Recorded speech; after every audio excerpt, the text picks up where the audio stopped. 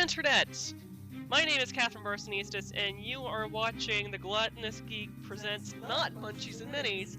No, tonight is not one of our usual episodes of tabletop role-playing inspired recipes. Tonight is our first sponsored stream. Today I have Ben from Viking Alchemist Meadery here in the Metro Atlanta, Georgia area, specifically Smyrna. I've been to your tap room and to your meadery, and I have to say I love their stuff. It tastes amazing, and it's really fun to have this show on today, especially since Ben here is a long-time family friend with my husband. So, yeah, there's some history there, definitely. Yeah.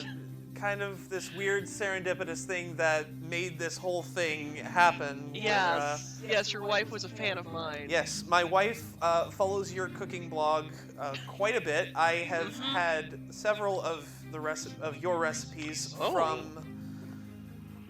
from my wife's hand. I couldn't tell you what my favorite one is at the moment. Okay. But yes, I was in Scouts with your husband many years ago. Many years ago, and now he works for an excellent mead company here in the Atlanta, Georgia area. So tell us a little bit about Viking Alchemist Mead. So Viking Alchemist Mead has been around for about 5 years now, a little over 5 years. Started off as a small little operation over in the Marietta area, and one thing led to another. People started drinking mead more. People started drinking our mead more. And before you knew it, we were outgrowing the space in Marietta that we had. Mm-hmm. So we had to pack up and move to a larger location. And now you can find us over in the Smyrna area. But we did decide, because we had roots in the Marietta area, we still wanted to have a foothold there. Yeah. So we have a satellite tasting room as well off of Delk Road next to Ironmonger Brewery. Which is a really fun one to go, especially if you're a geek, because Ironmonger has axe throwing. So... what's better than axe throwing and mead? Exactly. I mean, I'm surprised that Ironmonger hasn't started making their own mead. They better not. I think we've got a deal going on with them. We don't make beer, they don't make mead. That works. Don't quote me on that, though. As far as we know, anyway. As far as I know. As far as we know. So yeah, today we are going to be making a recipe based off of one of their meads. We're going to be making what I'm calling Idunn's apples. Idunn, if you happen to be familiar with Norse mythology, you know who I'm talking about. If you don't, Idunn happens to be the keeper of the sacred apple tree, like the sacred apples of the Yggdrasil tree. Kind of like ambrosia with Greek mythology, it helps keep the gods young, youthful, and, not turning into moldy piles of flesh like us humans tend to. She is... Okay, you're not wrong. Yeah, she is considered the goddess of kind of a fertility goddess within the same culture, and she's also married to Bragi, the god of poetry, who was born after Odin happened to drink the mead of poetry. So, yes, we figured apples, mead. Fertility, mead. There's a lot of cross-cultural stuff there we can do. Just a wee bit, just a wee bit. So we're going to be poaching some, it would be golden apples, but golden apples aren't currently in season or at Kroger, so we're going to be using today some gala apples, which will hold up to the structural integrity of poaching, and then we're going to be baking it in puff pastry, reducing down that glorious poaching syrup made of mead, and then pouring that into it afterwards. So it should be pretty tasty. And the particular mead we are going to be using today, tell us about the mead we're going to be using today for that. So we have a whole lineup of meads at the Viking Alchemist, and we'll be getting to those a little bit more later. But today we're going to be highlighting one of our meads. This was voted Best Mead in Georgia 3 years in a row by the Georgia Trustees Wine and Spirits Committee. It's called Bliss. It is a pear and almond mead. Think what would happen if amaretto had a baby with, apple juice. Or a pear. Oh. I mean, it is pear and almond, right? Yes, it is Right. pear and almond, but Okay. it's got a really sweet note to it. It's got a little bit of savoriness from the almond, not too terribly much, but everybody who drinks this, they fall in love. It's like apple juice. It's like everything that you love. So let's go ahead and crack it open. I agree. All right. Love that sound. Yes, beautiful sound here. Since I am the host, Oh, well, thank you. pour to the guest first. In proper guest culture, which is actually kind of interesting, because it seems like most cultures, especially ancient cultures, have a very strong guest and host relationship. And it's different for everyone. Exactly. I love it. Yeah. Skull. Skull.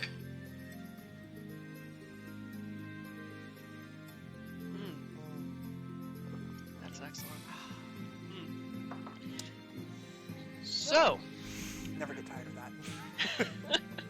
I do very much get that amaretto flavor. It's a very kind of mellow mead. Yeah. But It's fruity up front. And the fun thing about this is it will actually change flavor profiles with temperature. agreed. I find the warmer you serve it, the more the pear flavor tends to come out. Yeah. And if you serve it chilled, then that almond is going to be a little bit more present. And it does have a little bit of a sharper note when it's chilled. The thing is, if you recognize Ben, you might recognize him from Dragon Con 2019. 2019, guys! Oh, wow, the before times. The before times. When we could actually gather in large crowds. Yes, Dragon Con 2019, when he was hosting a tasting table on the Pulse Bar floor of the Marriott.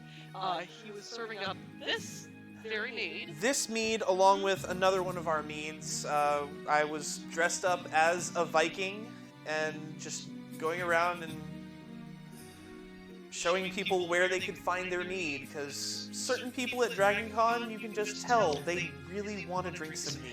Oh yeah, Especially the Atlanta Vikings. Those people are pretty cool. yeah. I think you said that you had managed to sell how many cases to the Marriott, and 14 kegs of mead went in.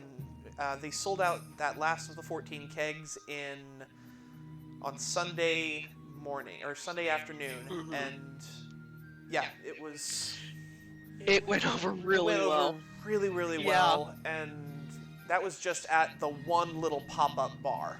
So I'm looking forward to seeing what we can do with Dragon Con again this year. I hope to see you there too. I mean, I do too. We'll be working with the hotels to see where we can be found at the convention itself. I need to talk actually to the hotels about maybe doing kind of a Dragon Con dining guide for the.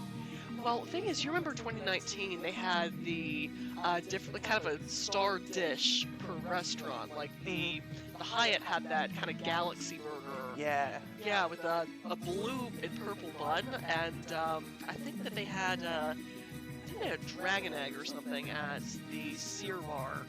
I didn't make my way over there. Well, it was this chocolate dragon egg that was filled with passion fruit cream, and Oh my god. it was excellent. It was absolutely Okay. excellent. So yeah, if I manage to get that going, I will definitely get Viking Alchemist on the list. Please do. And yes, so we've blathered on about this. Let's go ahead and just peel some apples while we're talking. Sounds good. So the recipe, let's see, I've got 2 peelers, I think. I hope. If not, it might just be me peeling an apple. That's a Julian peeler. It might be just me peeling an apple while we chat. Oh dang! So I just Yeah. have to stand here and look pretty? Yeah. That's. I mean, you're that's good gonna at be it. difficult. Oh, come on, you're good at it. Why, thank you. You're very welcome. So yes, we'll just kind of switch the prep cam so you can watch me peeling an apple. How very, I am so prepared. Is there a real difference between what's going to happen to the apple between leaving the skin on versus taking it off? Well, when I take the skin off as it poaches, it's going to seep in that lovely mead and sugar concoction, as well as the different spice flavors I'm going to put into this. So I'm going to get kind of distracted from doing that for a moment so I can kind of show you what we've been putting in to our mead. First, we're going to be putting in some cardamom pods. Cardamom has kind of a resinous sort of flavor that is very common with Scandinavian cooking. I mean, the thing is, a lot of people don't know this, but the Vikings had a much stronger trade route than most people think of. A lot of people think of the Vikings as being raiders and pillagers mainly, Mhm.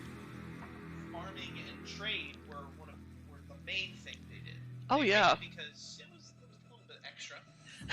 And it's actually kind of funny because if you watch movies like 13th Warrior, or even Thor Ragnarok, where you see Valkyrie and she's a woman of color, and people like all complaining about, oh, she's not blonde and blue eye, like blonde and blue eye, like I thought that most Vikings are, but that's the thing. It's actually more of an accurate depiction to what the Vikings were like, because it wasn't just a blood culture. It was a travel culture. They spread all over the place. You can see evidence of Viking settlements and Viking presence thousands of miles away from Scandinavia. Oh yeah. So we all know about Doom. But I mean, just for that reason, more of a trade route, so they're more likely to have Eastern spices kind of eventually making them that way up there. Then we're also going to be putting in caraway seeds. Caraway seeds also very common to Scandinavian cooking, especially cured meats and that sort of thing, or a lot of breads of caraway seeds. And we're going to be also putting in juniper berries. Now, if you've ever had gin, you know what a juniper berry tastes like. In fact, I can smell it from right here. Yeah, of course I have a fan blowing at me on the moment, but it has that kind of piney taste to it, which is going to give us sort of the frozen north sort of mentality, but from a kind of sort of a magical, sort of mystical side. Cardamom pods are usually associated in food cultures with love. Caraway seeds, once again, love. And juniper berries, fertility. And, oh yes, and protection and that sort of thing. But considering that we're making a dish based off of the Norse fertility goddess and goddess of youth, we figured that would go well with it. That and all three of these flavors go very well with pear and almond. So we're kind of wanting to enhance the flavors that we have while adding just a little something extra to these apples. And now that I've shown those off, I can go back to peeling apples. Yes, this is how you peel an apple. Good thing we're only doing 4 of them. Oh gosh. So, Viking Alchemist. How did Viking Alchemist start? So, 2 of our owners, Brian and Nick, they've been lifelong friends. They grew up in Wisconsin together, and Brian went and joined the Navy, Nick went and joined the Air Force, and they both somehow ended up down here. They started playing in reenactment groups like the Society for Creative Anachronism, which is actually where I met them.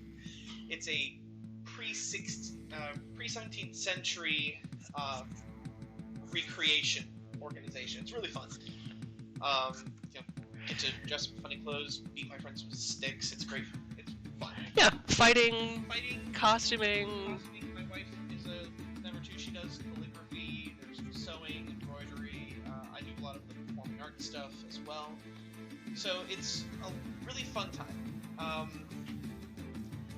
They would bring some of the mead that they brewed in their garage to these events. And eventually, at one of the larger events, somebody accidentally, unknowingly, offered their own mead to them after it had made the circles. Yes. And at that point, they realized, oh, this stuff is really popular. I was actually one of the people who spoke to them about it and was like, I will give you $20 right here, right now, for a bottle of your mead. So, I think that sort of sparked that, and some influence from a few other people just sparked the idea, put it in their heads that maybe this could be a real thing. The craft beer industry boom had just started, so more people were learning how to brew beer. Mead is a relatively simple thing to make because it's at its most basic form. It's just water, honey, and yeast. You don't have to. Oh yeah. You don't have to boil wheat to make malt. You don't have to crush grapes. You could, in theory, just literally throw water, honey, and yeast together. Yep. And you get a mead. Yeah, my husband and I kind of call it the lazy man's alcohol. Well, just from our own experience, it's kind of funny because my husband and I, we kind of have our own sort of connection to mead as well. We used to go to steampunk conventions. I used to perform there, and the first one we went together with, they had a mead making workshop at the time, and my husband, who's always been kind of like prop maker, craftsman, that sort of thing, wanted to learn how to make mead. So we learned how to make mead together. And when we got engaged, we set down about 15 gallons of mead. Yeah, 15 gallons of mead. We had it bottled at the ceremony with a little oath over the crafts of our hearts, hands, and minds. We served at the bar. My cousin's husbands were stealing the mini bottles off the table if people weren't looking. Yes, it was a very fun time. And funny enough, our connection to Viking Alchemist, other than Mr. Coffee over here, is a couple of years ago when my husband was looking for a job, this is before he started construction, he had set down a bottle of our wedding mead on the doorstep of Viking Alchemist. With a note that said, my name is Carter, I am looking for a job, this is my mead. Just because I know leaving suspicious bottles on doorsteps, give me a call and I will drink first. So, and funnily enough, he did get a call. They just weren't hiring at the time. Yeah. For the longest time, it's just been the owners for a while. Yeah. Recently, the company has gotten big enough so that we're actually expanding further and further throughout the state of Georgia. You can find our mead at around 250 different locations around Georgia. Hopefully we'll be breaking into other states soon, but for the most part, you can find our meads at most liquor stores.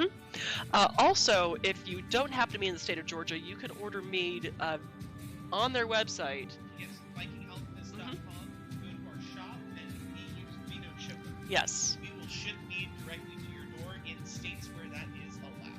Yes. Actually, we have a promo code for you. You can buy mead through their website at VikingAlchemist.com and use the promo code GG15. That is GG as in Gluttonous Geek 15. And that will give you 15% off your purchase at their website. So please, please, please go and support that. Get a bottle of bliss. Especially to make... Yes, I'll have this recipe up on the blog as well as this video, and I mean the recipe in full. It's going to be fully typed out, so you don't necessarily have to watch through 2 hours of me peeling apples. Yes, it's like an apple striptease. Da-da-da-da-da-da. Da-da-da-da-da. Da-da-da. Right, I need another sip of this. Yes. Sorry. But yeah, go give them support. They have some fantastic flavors, which we will go through once we get these guys into the pot, simmering away, and then we'll also have a little bit of charcuterie, kind of to do a little bit of, fruit, cheese, and meat pairing and everything with the meads we're drinking, and also so we're not just waiting like an hour and a half to eat dinner. Yeah, we both just got off of work. Yeah, just a wee bit. It's like I went to a pho place, but I mean even then that only lasts me for so long. So, yeah. So brain. It's like you walk into another door, walk into another room, and then you just go, I forgot why I was here. Silence. Yeah.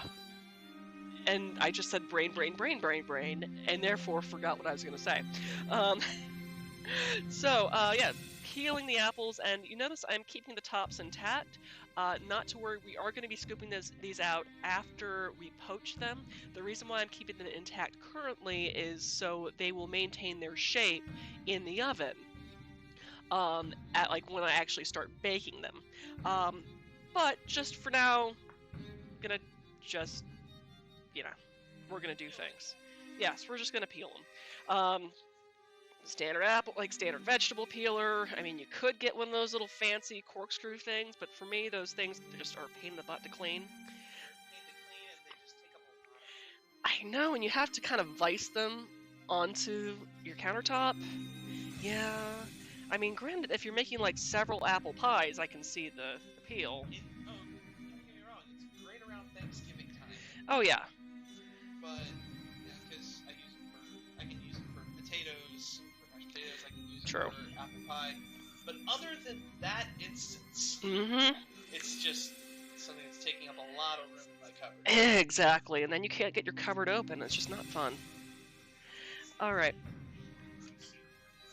So, once I actually read my handy-dandy instructions that I, right, I need to actually get my pot of stuff going and kind of boiling. So, you're going to need, in a very, very large saucepan, because apples do kind of displace a lot of water, you're going to need measuring cups. Measuring cups are very handy in this particular application.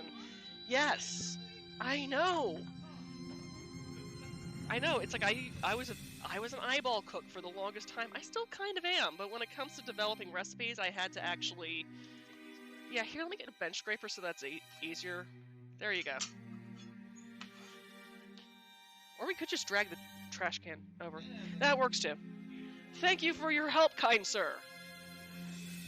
Blaze of Gloriosa asks, are those Honeycrisps yum? No, they are actually Gala apples. Honeycrisps are great and everything, but they'll kind of disintegrate on you when it comes to doing as much heat application as we're doing. We're going to be, like, I would say if you can't find... this recipe is written for Yellow Delicious apples. I couldn't find them because apparently they're not in season right now, so we are using Gala apples. If you can't find Gala apples, get Fuji. One of those three will be at your grocery store, I promise. Right, you need 1.5 cups of mead. Indeed. Which, as you can see, is quite a bit of mead. Yeah. Yes. But it's okay, because we still have... About half a bottle. Yes, and I'm gonna have to be, prudent with the remainders if I'm gonna put it in a picture. Though, I guess I can just put my growler bottle. That's right, if you happen to go by the tap room at Viking Alchemist, you can get a growler of mead. And the nice thing about going to the tap room is they've got flavors that they do not ship. They have about 24 different flavors on our wall. One of our current favorites around is our Mints of Persia. Yes! Yes, it is a mead that is flavored with a sikanjamine syrup. For those of you who don't know what sikanjamine is, like medieval Persian Meadery. Mm-hmm. It's mint with a little bit of apple cider vinegar. It's really good. Yeah, the vinegar gives it just enough of a bite for that crispness that you get. It's perfect for like after I'm done mowing the lawn. Mm-hmm. Or sipping by the pool. It's really good for summer. I'm wondering if this... Oh, right. That's why. Yeah, okay. About 3/4 of a cup of sugar. 1, 2, and 3. And this is why water displacement's going to be a thing. Because then you're going to need to add about 2 cups of water to this.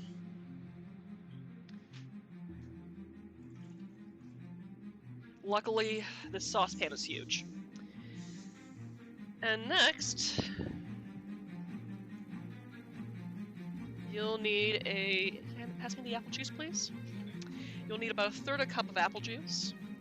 This will add a little bit of extra acidity to your poaching liquid, and kind of bump up that apple flavor, because apples on their own don't really taste all that appley, do they? It's weird.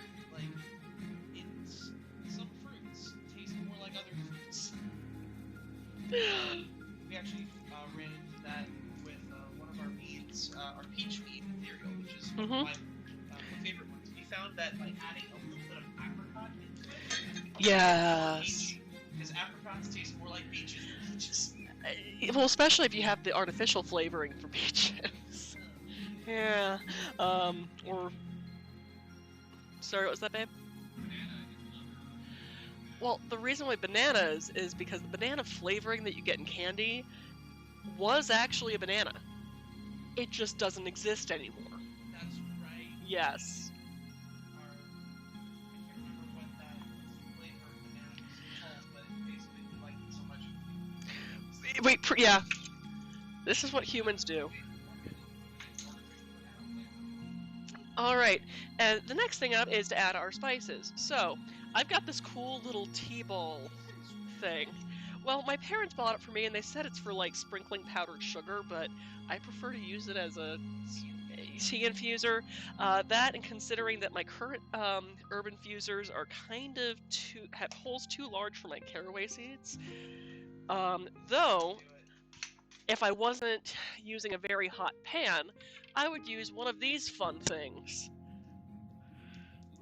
It's a tea-ball with D20s hanging from it. I got the T-ball, I don't have D20s hanging from it. Yeah, it's from a friend of mine's company, which I only asked for permission for me to mention it, considering it's your sponsored stream. It's called Dryad Tea Company. She is a Colorado-based kind of geeky tea company for pottery, as well as loose leaf teas. She is also the person who does the official Gen Con tea each year. And also, here's a fun little mushroom cup that she made. I still need to use it in a photo, so... yeah, I would actually highly recommend... I just grabbed teas. Yes, I grabbed spoons. Right, I'm doing things. So, you will need to add to this thing... Yes, squirrel! Where? It's funny you mentioned squirrel, because another fun Viking thing I should mention is that a quarter of a teaspoon, juniper berries. One of the games I got to play on Little Red Dot's channel was for the tabletop role-playing game, The North Sea Sagas, which is actually a very fun and easy tabletop game to play. We played this group of, like, it was an all-women cast. Like, you have different roles to play. I was a berserker. But they say that you have to have some kind of animal totem or animal that you associate with. They don't specify what kind of animal it has to be. So you made a squirrel. I made a squirrel. I was a squirrel zerker. That's beautiful. I love it. And it's kind of, yeah, so first to our tea ball, we are adding about a quarter of a teaspoon of juniper berries. Though, if you like a little bit more piney flavor, we're just going to add 2 or 3 more. Then you add about a half teaspoon. This is, you can get a half teaspoon. And I have hands. you do, and this thing is spring-loaded, so trying to hold this thing open. Alright, so, yep, that is a half a teaspoon of caraway seeds. Then, we add a half teaspoon, or you add a half teaspoon of cardamom pods. And 2. Alright. Close that up. And, it's gonna be very sticky. We will switch to our stove can real quick to get that going over medium heat right now. Now first, I'd have to read my instructions. I actually did a medium-high heat. Derp-a-derp-a-derp, derp-a-derp, and then you stir until the sugar is dissolved. And you can do that with this tea ball, because it happens to be on a stick. So, though yours might not be on a stick, you would use a spoon or a whisk. I was thinking whisk. Yep. As long as it doesn't knock your T-ball open. I work with what I have, guys. But yeah, I'm essentially kind of making a syrupy tea. And the thing is, I want this good and hot. I want it actually kind of boiling or simmering a bit before I add the apples, because that way it is cooking evenly.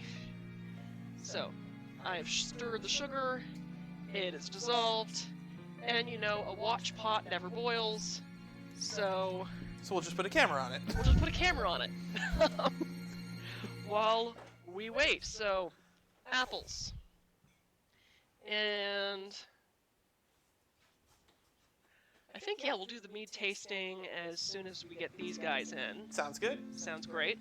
That way you can do your whole spiel that you introduce. Actually, I'll talk about our different flavors. yes, Ben can be found at actually several different package stores and other shops around the southeast, oftentimes doing a promo with the mead tastings, and he'll give you this whole spiel, though, because you're not just walking by in the store, you're stuck with me.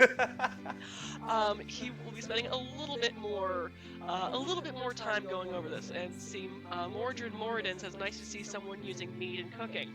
When I get a chance to, I do like using mead.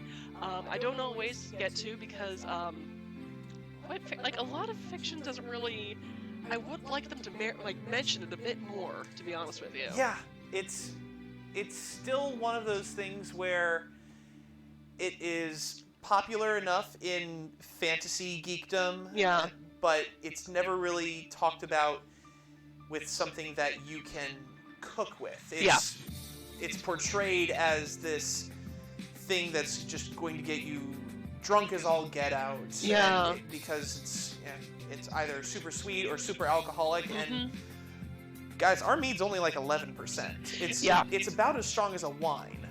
So some people are like even more afraid to try it. Yeah. Because they think it's just going to Well, slam them hard. also, I feel like a lot of times it's mentioned, the people who are talking about it have never actually tried it before. Yes. So they're thinking, like, here's this thing that probably tastes as strong as it sounds, and is gonna I basically chug it to get effed up.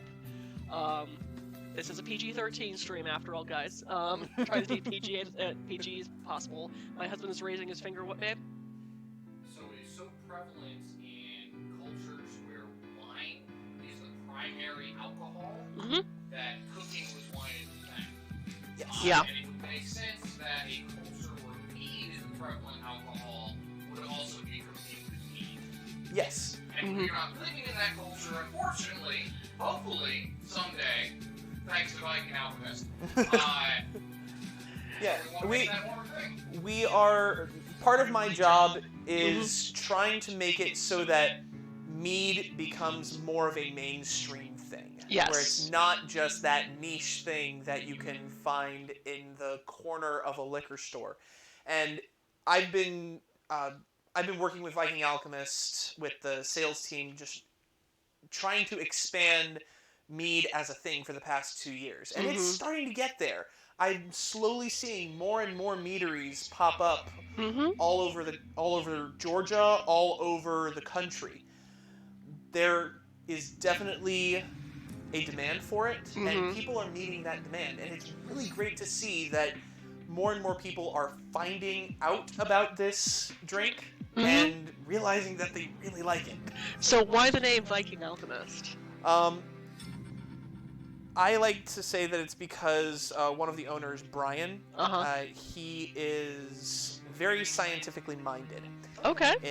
In how he comes up with everything. So he was trying to figure out, doing measurements and all things. How can he make the perfect mead? Yeah. And so he would literally sit at a bench with a lab coat on and trying to figure out what's the best way to make a mead, because a lot of people don't know this. If you want to open up a winery, it takes about 11 months before you can actually sell anything. Yeah, I remember this because Carter and I were wanting to start our own meadery for a while, And this was before Viking Alchemist really took off, so we were like looking up like all the various restrictions, and it's a lot of commitment, a lot of investment. See, out of question from Mordred Morden, out of curiosity, this is kind of a question for Ben. I do my own mead brewing. How hard is it to get into production for sale or in the industry? Yeah, time and resources are going to be one of the biggest things. I was not with Viking Alchemist at the inception of the Meadery. I came on about 3 years later. I was just a really loyal fan of the Meadery. I started off just as, my friends are opening a meadery. I like mead. This is going to be fun. And it turned into one of my favorite drinks. When it comes to getting into the mead business for production, it's a volume game. The hard thing is going to be honey. Mm-hmm. Honey, if you just look at the stuff you can find at your local grocery store, that's not even raw honey, that's processed, and some of it's just going to be like rice syrup. Yeah. It's expensive. Yeah. The biggest investment that you're going to make in mead, whether it's small batch or batches for production, is going to be the honey. Mm-hmm. We partner with several different sources from around Georgia, and we try to keep most of our stuff as local as we can. About 80% of it is from Georgia, but we do try to source honey from other parts of the world. We recently got some eucalyptus honey in that is really, really tasty. But yeah, that's going to be the big thing, is investing in the honey and trying to figure out what is the best way to get the yeast to eat the honey. Okay. And we're about to go ahead and start dropping the apples. Yep. Into the poaching liquid. So I'm just going to do that with a pair of tongs so I don't burn my hands. And yes, I do know from experience, though. The first time I made this, I was doing like 5 apples and a smaller saucepan, so I had to transfer everything at the last minute to my Dutch oven. And Mordred says, yeah, I spent over $100 on my last 5-gallon brew. Sounds about right. Yeah. No, when we were making mead, we were getting like 5-pound jugs of clover honey from Costco. Actually, we just got a comment from Viking Alchemist. My boss is Yay! watching. Hi guys. Yay! Hi guys. So from Viking Alchemist, Mordred, scaling up a recipe is always a challenge at the beginning. Yes. So what tastes good at a small level, at about a 5-gallon batch, is not going to necessarily be the same flavor profile that you get when you're making 1,000 gallons. True story. Yeah. My wife and I even had this issue going on. We were making 1-gallon batches, just going up to a 5-gallon batch. Yeah. A very different thing. Trying to imagine going from 5 gallons to however many hundreds or thousands of gallons that the Viking Alchemist is creating is crazy. Yeah. And there's so much that goes into that. Alright, I'm just gonna set a timer for about 10 minutes because I might need to flip those suckers in a bit. Okay. Sounds Yeah, good. because they're not really standing up for me, but that's fine. And oh, yes, 20 minutes total, and set your temperature to about medium-low just to keep a good simmer going, but not, like, boiling or anything. So that actually looks kind of wrong. I'm going to turn my pan some. I'm not sure if that's any better. That's not better. That's not any better. You know, people's mind can be in the gutters if they want. Well, this recipe is based off of Norse fertility goddess. Let's just so- keep it like that. Yes, it's very, very thematic. But why don't we go ahead and, while we're waiting, let's try some mead. Some more mead. I'm down with that. Yes. So we've already tasted the mead that we're cooking with today, which is Bliss. We mentioned it's a Pear Almond. The husband would like some mead. There we go. So I figured what I'd do is I would take you through all the meads that we have that can easily be found in package stores. Okay. So we're going to start off with this one right here. It is a... You want to turn that upside down there? So this is Solifaction. Mm-hmm. This is our base mead. We've got lots of different flavors, lots of different fruits and spices, what have you.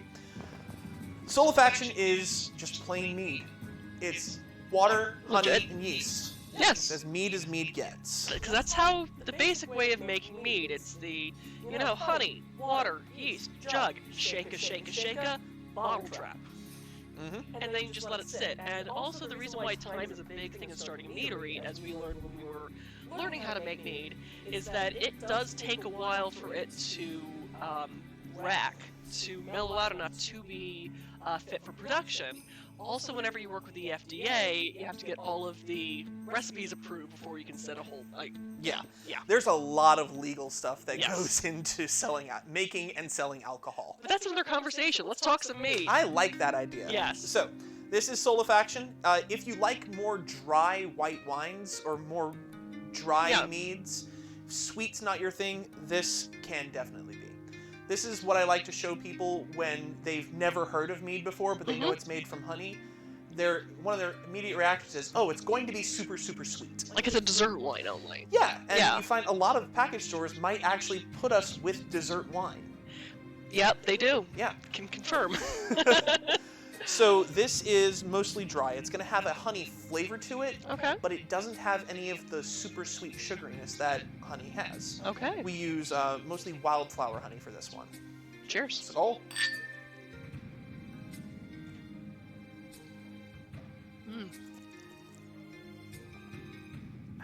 That is lovely. Yeah, so you get some of the floral notes from the honey. Yeah. And it's definitely more dry. Yes. You're not going to get any sort of sugaryness with this. Mm-hmm. I wish I could tell you what the sugar content is, but that is something I do not know. Okay. Let's see, with this, hey, babe, can you grab the cheeses, the Gorgonzola and the Gruyere out from the fridge? This, I can see... I'm just gonna grab some sliced bread here. And we'll, grab myself a knife. Ooh, should I show off the... We'll show off the new toy another time. In the meantime, this is one of my toys, my Cocobolo handled. That's not the Gruyere. There's the Gruyere. Ah. Okay, so for this, I'm thinking a little bit of Gruyere for its nuttiness, though Swiss would also be pretty good with this too. Yeah. I like the way you're going, though, with the Gruyere. Yeah. For those who have not heard of Gruyere, if you've ever had French onion soup, that is the type of cheese that's usually shredded and melted on top of it. So a thin slice of that. And let's do a wee bit of pear. I think the pear would go nicely with that. I think so. And just do a wee slice. Okay.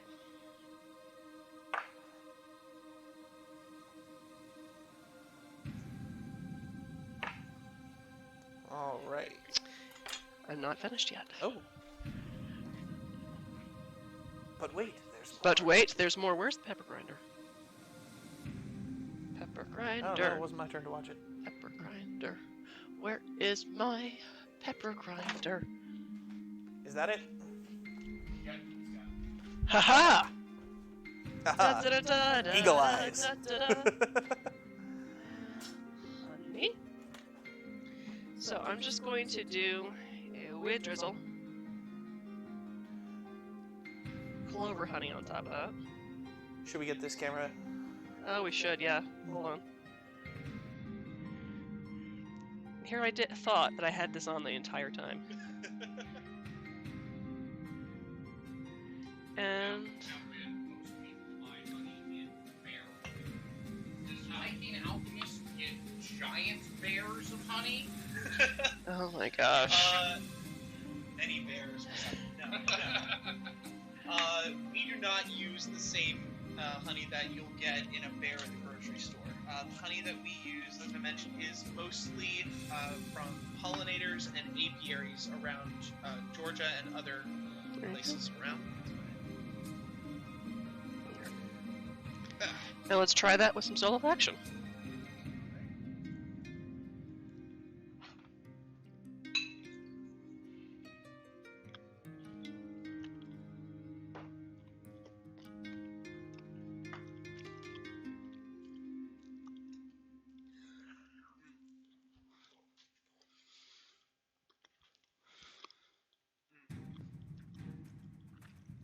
Oh wow! Right? That's really good. A little bit of pepper, Yep. pear. But it doesn't overpower the mead. No, it doesn't. I'm still getting all the notes I can get from mead. Mm-hmm. And everything that you placed right here. Yep. That's great. Okay. How's that for a last-minute canapé? All right. All right. So that's one mead down. Mm-hmm.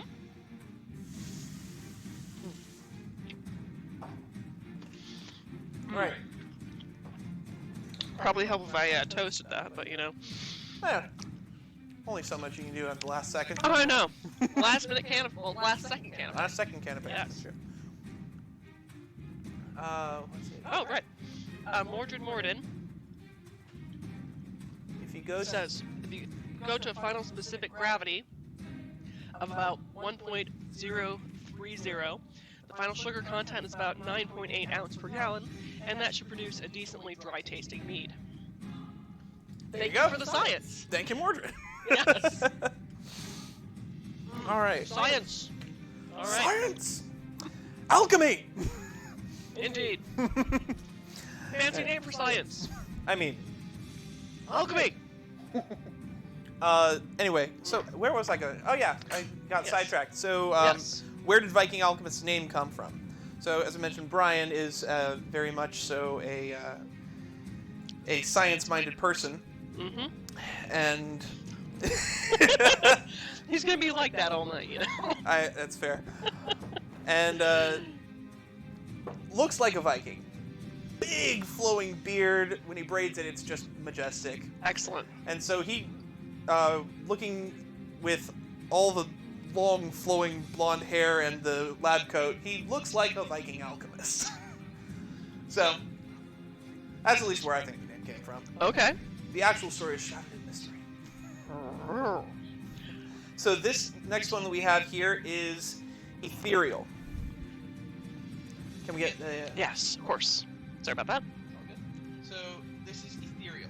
It is a peach mead. I was mentioning this before, where we add a little bit of apricot in here as well, just to accentuate the peach flavor of it.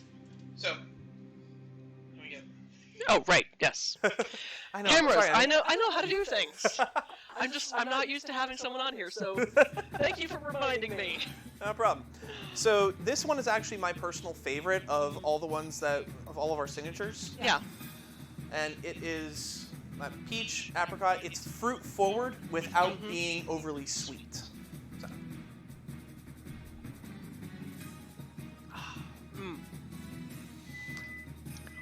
Sounds like it's time to flip the apples. Yes, it is time to flip the apples. All right, and let's do so without burning my hands. That would probably be a good idea.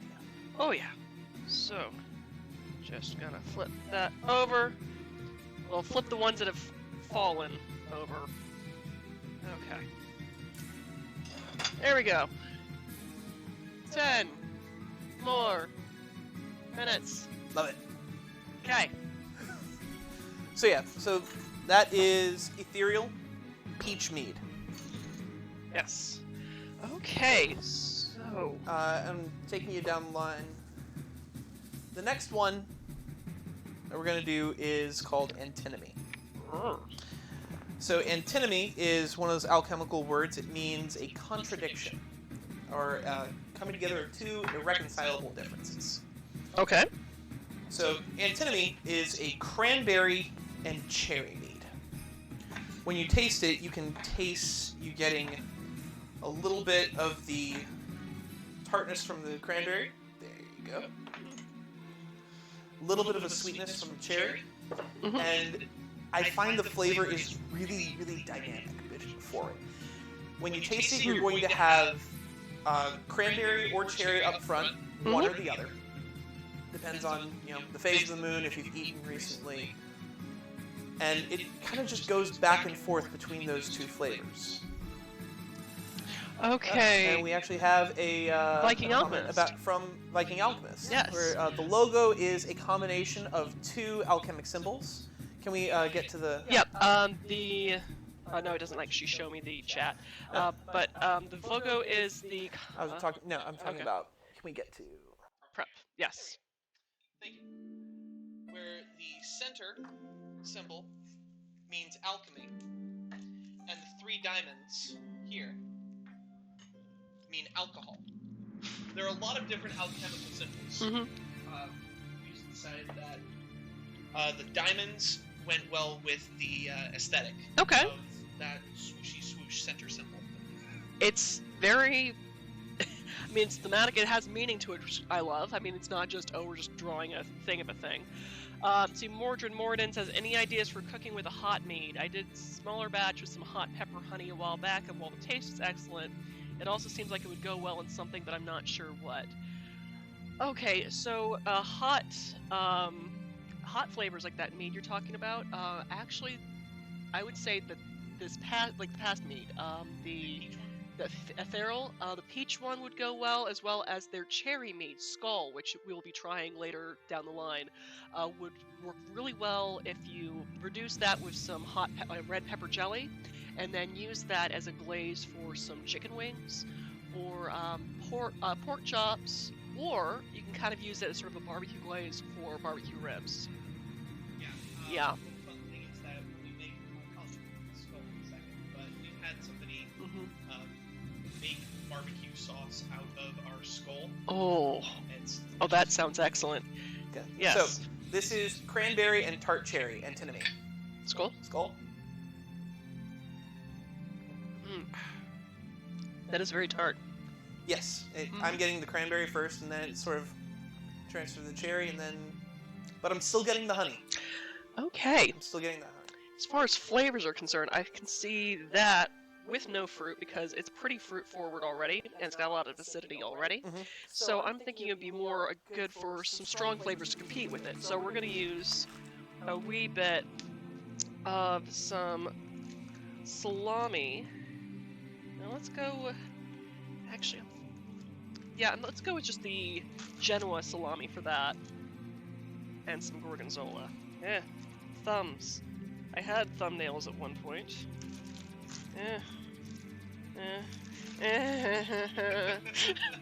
Love you.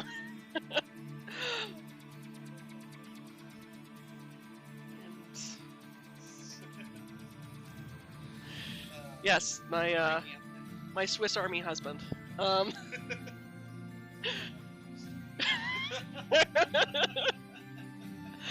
Well, I mean, to give you an idea, when I met him, he was working as a props maker for theater, and the night I met him was Anime Weekend at Atlanta in the bar, because we were old enough to be there, and he had a companion cube at his head. Yeah, I was a steampunk Valkyrie. So, yeah, we got that connection there. Alright, that's pepperoni. When you're... here's some Genoa salami. Yeah, when you are shopping at a Kroger you haven't been to, and their layout is weird AF. So, think about canapes. You don't necessarily... The only fanciness you're really doing it is kind of like, how do I fit this on this piece of bread? So it's really just... How do I fit this on this piece of bread? Yeah. My husband just said salami origami. Yes. I'll tear this a little bit. That way it stays flat. Okay, so it's just creatively forcing things together. Yeah. Okay. I mean, it's actually kind of funny how cooking has become so... I mean, cooking is elevated, sure, whatever, but... I mean, a lot of stuff is pretty basic, like knife skills. A lot of knife work is creating stable surfaces and similar sized pieces so they cook evenly. And the fancy cuts are just fancy cuts for the heck of it. So yeah, I'm just adding a wee bit of gorgonzola. See this? Get on there. And like I'll probably do with the rest of them, we'll do a drizzle of honey from my bear. Yes, from a bear. Because, yeah. We do not use bears. We get 55-gallon drums of honey at a time. Okay. 55-gallon size beer. Oh my god. Bon appetit. Alright, let's skull. Oh. All right. Can't fit it in my mouth. Oh. Oh. Paper towel. Yeah, I'm gonna need that. Uh-huh. Okay. I We're like so- the cheese. Or as I like to call them, millennial napkins. You're not wrong. I can't remember the last time I bought Gonna an make actual myself pack of choke. napkins. I was told that by a Gen Xer.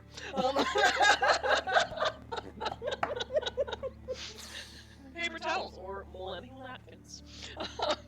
I mean, They're not wrong. We did kill the industry. diamonds, you're next.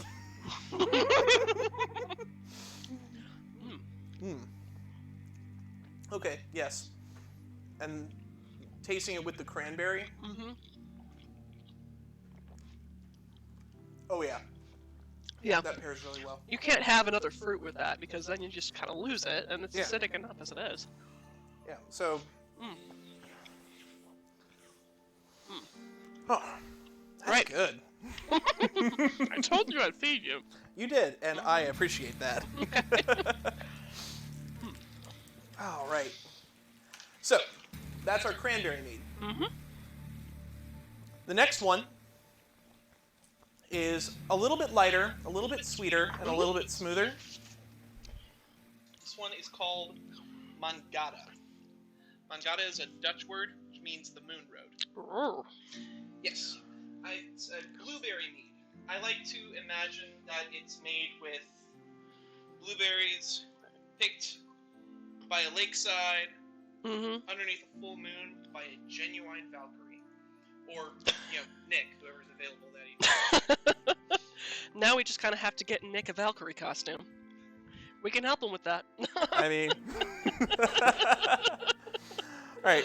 So, blueberry. It doesn't really punch you in the face with blueberry flavor. Yeah. It's a little bit more mellow. It's gonna have definitely a fruit flavor to it. Yeah. But I bet you if I didn't tell you that it was blueberry, it's kind of hard to pick out. Okay.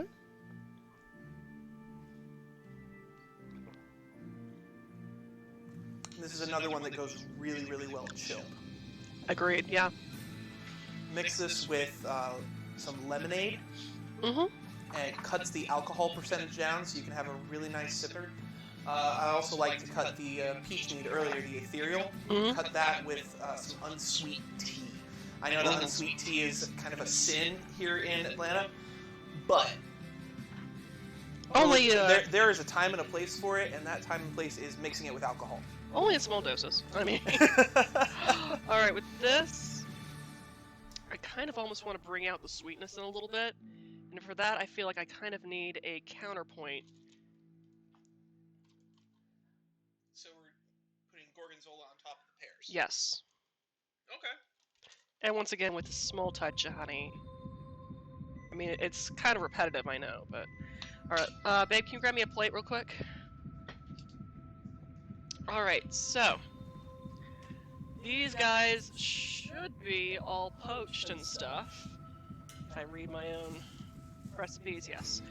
So I'm just going to take these out of here to rest, and also it's probably good that I do that before we try to scoop the top sections out.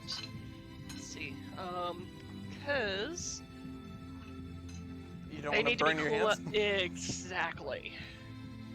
And I'm just gonna turn that off 4 now because we're gonna let that simmer and reduce while we're baking stuff. So Okay. yeah, So we're just gonna kill the heat and let that sit until we. pretty much. Would it be okay to maybe set it on a low heat so that it kept a little bit of the heat from it?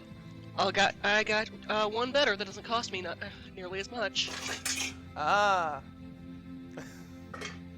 A lid. love it. Yes. Put a lid on it to keep it warm. So, okay, we got that. I do have black pepper, which black pepper does tend to go pretty well with blueberries. But I feel like I need a little bit of citrus in there to really kind of brighten up the blueberries, get more of that flavor in there. Okay. So, since I don't have lemons ready to go at the moment, I'm going to use something a little bit more New World, provided that it doesn't hide from me in my spice arsenal. Which That is a lot of spices. I know, this is what happens when you live in the Atlanta area and you have access to places like DeKalb Farmers Market. My entire cultures were wiped out for your spice cabinet. Yeah. So, instead, I'm going to be using a wee bit of ground sumac berry, which is a little bit more themed towards the New World, which makes sense, especially for Vikings, because Vikings were technically the first Europeans on North American shores. Yeah. I mean, yeah. And this is not clean at all. I mean, There you go. There you go. And back to tripod. All right, let's see. Skull. Goal.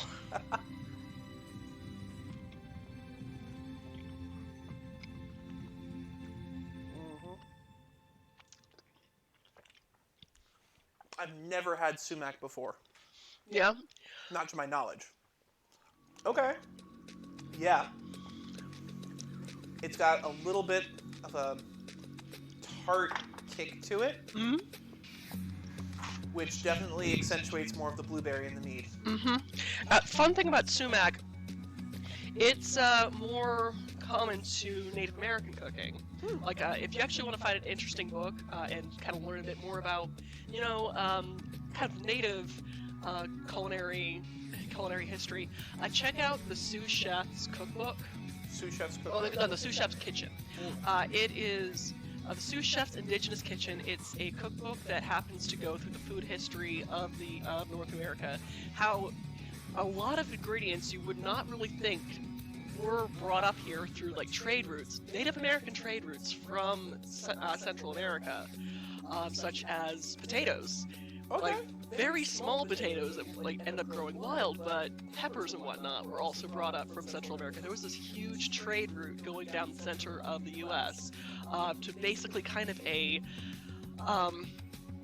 sort of like Timbuktu, a little bit of North America, like sort of a central city of North America, which is pretty cool. Sumac berry is oftentimes used for a making something taste a little more like something like you would with salt, without adding your salt content.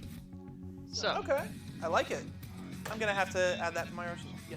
I hate to be that guy, but you actually have to explain the spelling and the pun to the name of that book. Sous Chef Indigenous Kitchen, spelled S-I-O-U-X. Like the Sioux Indians. Yes. tribe. Yeah. Okay. Chef is also the French term for the assistant chef. Okay. Yeah. I never would have found it then. Okay. Oh, Thank you. we've got some interesting comments from Morden. We have strong ginger ale goes really well with mead, by the way, if you want a nice afternoon cooler style drink. Yes, absolutely. And Fentimans or Fever Tree works really well for that. Okay. Fentiman's Fever Tree. Or, you can always mix it with Krabbies and kind of, like, punch you in the face a little bit more. I'm gonna have to go by the store later. I imagine, Krabby's Orange would actually go pretty well, especially with Skull. That whole orange shape, like cherry, punch you in the face. I want to do some more some ginger ale with our mints of Persia. I think we've got it. Hey, what are you grabbing out of the He's grabbing a thing. Hey, Oh. We happen to have some ginger some beer. ginger beer. All right. Maybe after we get through the after we get through the main lineup. line, yeah. Okay, so that was Mangata, Mhm. our blueberry mead. The next that we have going up Okay. is Skull. Skull. Yes. Skull. What we've been saying this entire episode. For those of you unfamiliar with the term skull, S-K-O-L, it means cheers. So Okay. similar to salud, pros, kampai, slancha, cheers. Alright. Get back to one. Or if you're Romanian, like half Romanian like I am, noroc. Noroc. Alright. Yeah, this is my friend's favorite. I love this one because the cherries are just so prominent with it up front. You still got the honey. This is one of the favorite things that I like to talk about when we have when we talk about the leftovers from the mead making process. Having a bunch of mead-soaked cherries is just a wonderful boon to have. Because we're a meadery. We don't really sell food, but freezing some of the leftover cherries and using them as ice cubes in the mead. Oh yeah. Oh, it's so good. Now I kind of wish I had done that because I have leftover cherries from this cake that I made. Which, hey babe, can you check the cake to see if it's still good? Should still be. So one of the last episodes of Munchies and Minis I did was for a honeycomb cake, based off of. Okay, we're not doing the cake. Oh, yeah, we're not doing the cake. But anyway, one of the recipes I did was for a honeycomb cake, which was a Southeast Asian type cake made with condensed milk. It has a very kind of honeycomb sort of texture on the inside, stays moist forever, and with a lavender icing with cherries. This would go very well with that. If you would like to check out my blog, thegluttonousgeek.com, that will be on the blog coming up. Also, all of these meads, if you look up the Taste of Heim Lefse, would go up really well. And if I actually remember to do so, I would have thawed out the little lefse dough that I had made up, and we could have made up some lefse, which is, for those who don't know, is a Viking-style potato pancake. Kind of like their version of tortilla, but made with mashed potatoes and flour. Love it. And my version has both cilantro and mint in it as well. Turned out really well. So, yes, cherries. We do have cherries. We do have cheese. We do have meat. I'm just going to put out stuff and we should just snack on it. I mean, that sounds good to me. I think we're getting to that point. We got, and we're 6 meads in right now. Yeah. Which, you have a promo code that people can Yes, get. the promo code. For those who are interested in Viking Alchemist mead and cannot make it out to the tap room in Smyrna as well as Marietta to buy a growler full of mead, which, yes, you can get them in growlers. It comes in growlers? I know, it comes in growlers. I've seen it in stories. I've seen it in my own experience there. You can also order Viking Alchemist through their website. They've shipped through Vino Shipper as long as it is legal to ship wine and beer or whatever to, well, not whatever, but as long as it's legal to ship. As long as it's legal to ship to your state, Yes. we use Vino Shipper. Mm-hmm. I think Vino Shipper services about 36 states in the continental U.S. Yes. I know that some states are a little weird with their alcohol delivery laws. Mm-hmm. But if your state is on the list of approved states, you can get our mead delivered straight to your door. Yeah, so if you go to their website, vikingalchemist.com, you can order any of the meads that we just tried today through their website, and if you use the promo code GG, as in Gluttonous Geek, the number 15, like GG15, GG15. you will get 15% off your order. So, get the heads to Viking Alchemist's website and order ye some mead if you want to make today's recipe, which I will be putting up on the blog this upcoming week. Order yourself a big fat bottle of Bliss which is their Pear and Almond mead, which is excellent, highly recommend, and as they said, it kind of changes in flavor profile depending on whether it is chilled or warm. Ours is going to be super warm and overflowing from a baked apple, so All right. we shall see how it works out. I've got one more mead for us to try. Yes, one more mead. Because mead is obviously a year-round drink. You can Indeed. get any of the 6 meads that we've talked about so far year-round. Okay. Sometimes we do seasonals. So we've got this one here, which is called Saxon the Beach. Because we're Vikings, we think we're hilarious. Saxon the Beach is a hibiscus mead. It's got pineapple, coconut, Concord grape, and grapefruit.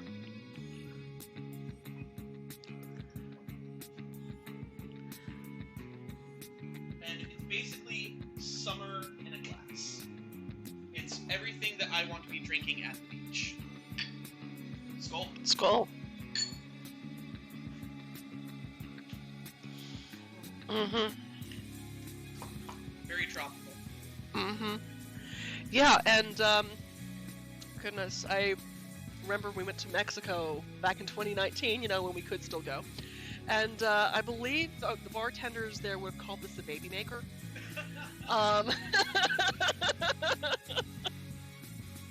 The baby maker. A baby maker. Oh, wow. Well, funny thing about mead, a bit of fun trivia about mead. The term honeymoon comes from the tradition in Anglo-Saxon and Norse communities that when a marriage occurred, the father of the bride would supply the newlywed couple with a month's supply of mead. A whole lunar cycle. Yes, a whole lunar cycle worth of mead. The whole idea was that, and this has actually possibly been proven, that it would encourage the birth of sons. But mead is also excellent for your health. My experience, you're basically absorbing it as you're drinking it, so you don't end up drinking too much because you feel it pretty much instantly. Like a lot of time, like I know when I was younger and we all had that age when we overindulged. Because like, I don't feel anything yet. Yeah. And you just could keep going and going and going. Yeah. Don't really have that with me because it's like few sips. Oh, I feel good. Yeah. Yes. One of the owners, Nick, he has a fun story he likes to tell about the time he handed me a bucket full of mead that he brought to one of our SCA events and dared me to finish it. Oh my gosh. I won, and I lost. I think we all lost. But also a fun thing because of that, since there are very few impurities with mead as opposed to a lot of wines that contain sulfites, or just the way they're processed, the way they're brewed, end up giving you a massive hangover. You don't get that with mead. Yes, our mead, we do not add any sort of sulfur compounds to our mead. Some meads out there will. It's important to check on the label. Indeed, To yes. see if it does contain sulfites, but we do not add any sort of sulfites to our mead. Obviously, because there's fruit involved and there's all natural fruits, some naturally occurring sulfites may still be present. Gotta say that for legal reasons. Yes. But we do not add anything, so you do not get those massive hangovers that you'll get with a really deep red wine. See, Mordred Morden says, I saw one time at the Viking Alchemist site that you had done a strawberry lime mead that sounded really good. That was a couple years ago, though. That is correct. We did I believe that one's actually on tap at our tap room right now. It's cherry, I think it was cherry limeade. It might be what you're thinking of. I do not remember a strawberry lime. I could be wrong. I've slept since then. But we do have a cherry lime mead that we've got on tap right now called Sonic Boom. So, if you'd like to see about going to the Viking Alchemist, Yes. we can see about if we have anything that fits your fancy. We've got 24 meads on tap right now. I'd highly recommend that you go to the tap room because there you can get flavors that you're not going to get on the website. You're not going to get in package stores.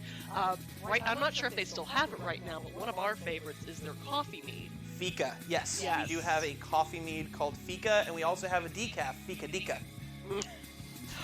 But it's really interesting because a lot of times when you have coffee-flavored liqueur, it ends up kind of being smacking you in the face with espresso, but you don't get that. It's just kind of like a nice, sweet coffee. Yeah. Not overly sweet. It's very nice. And also they have a Canadian maple syrup made, which is called Canuck. And sometimes the fun thing about the taproom too is that they will mix flavors for you.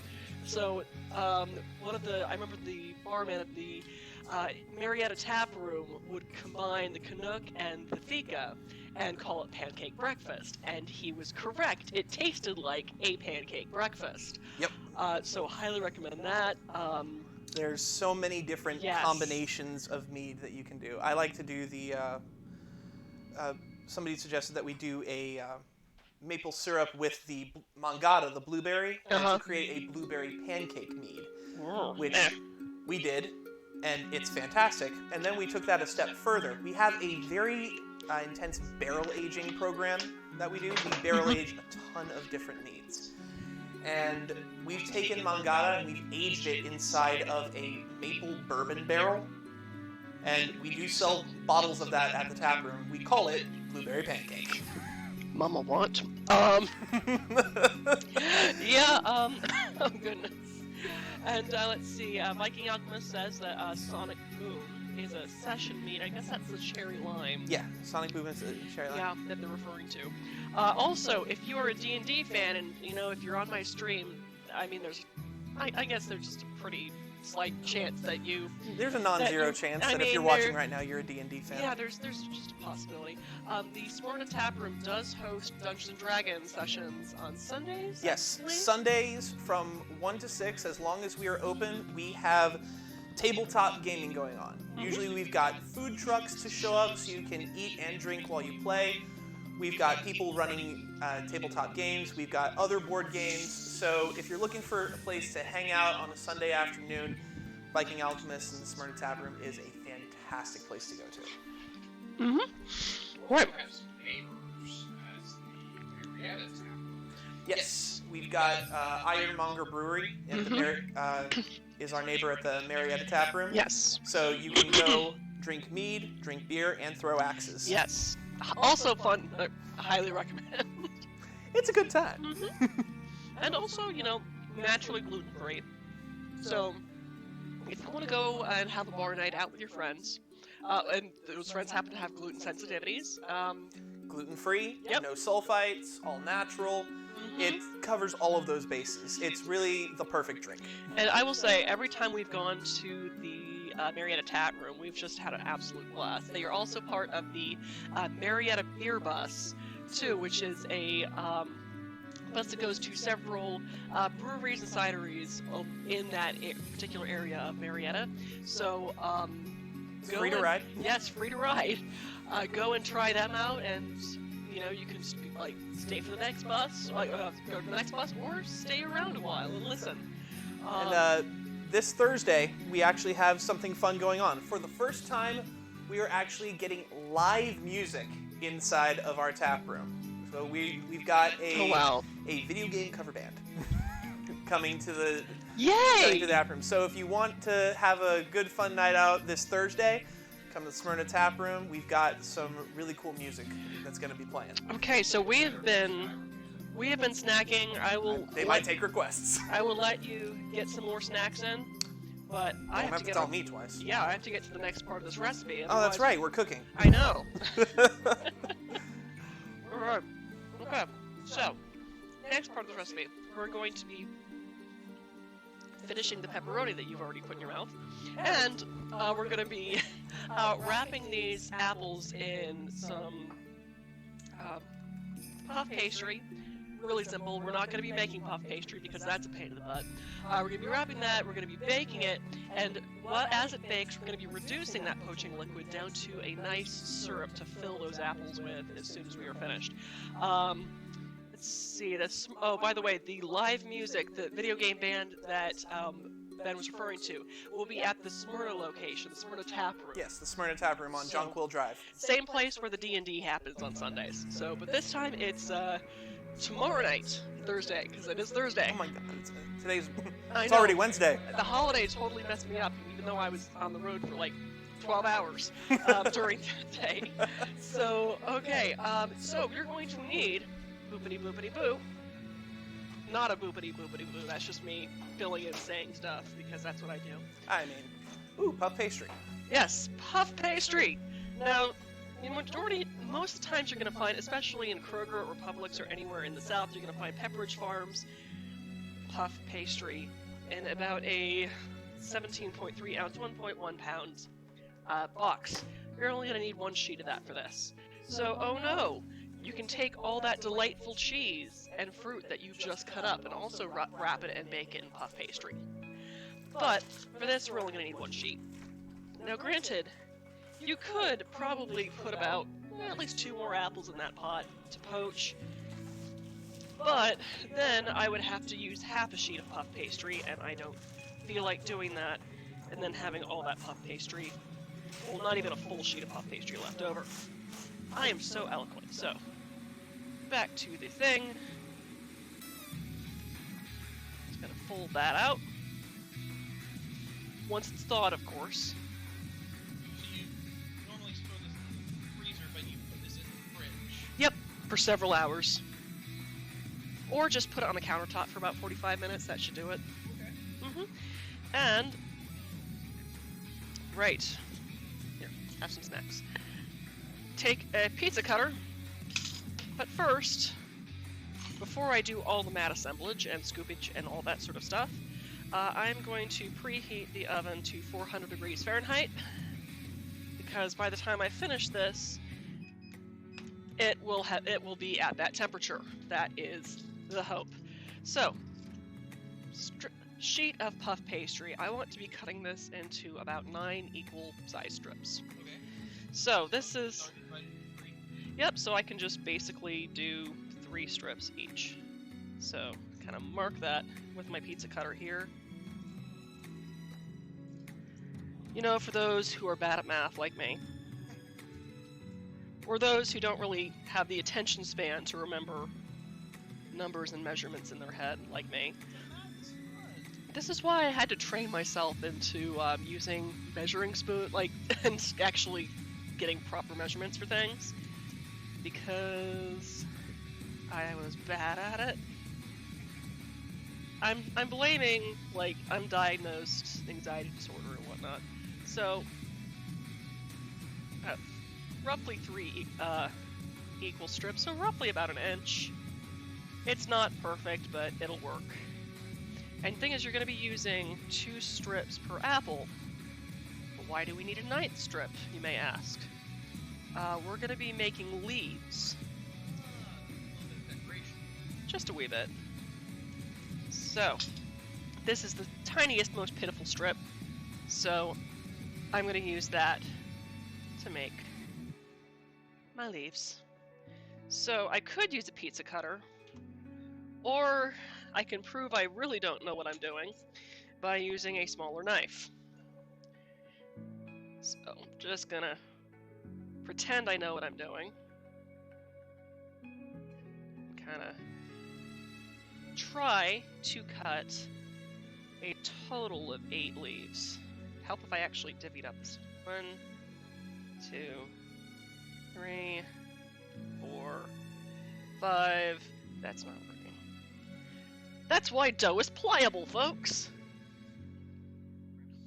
Maybe? I don't know where it is.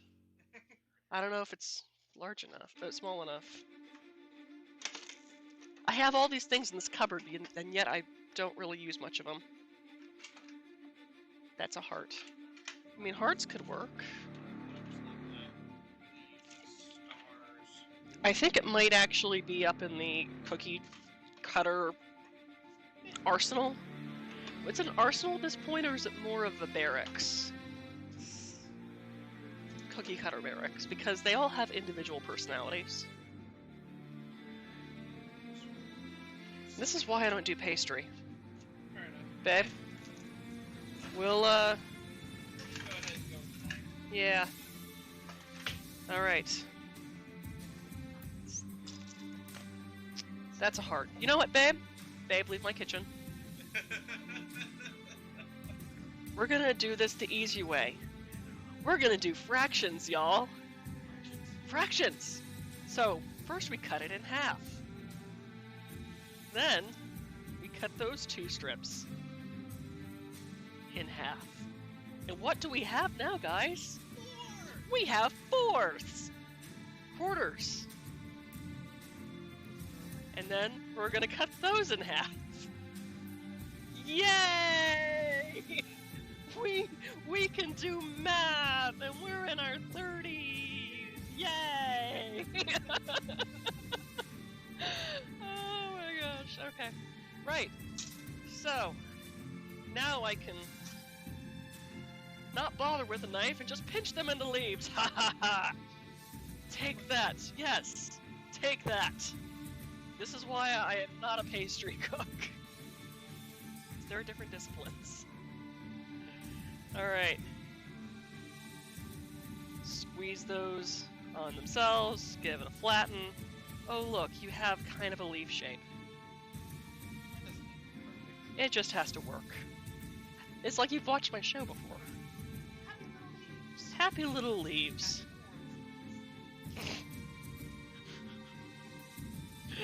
I always cook with some form of libation. Sometimes it makes them to the food. Ooh. So we're gonna need about 2 strips per apple.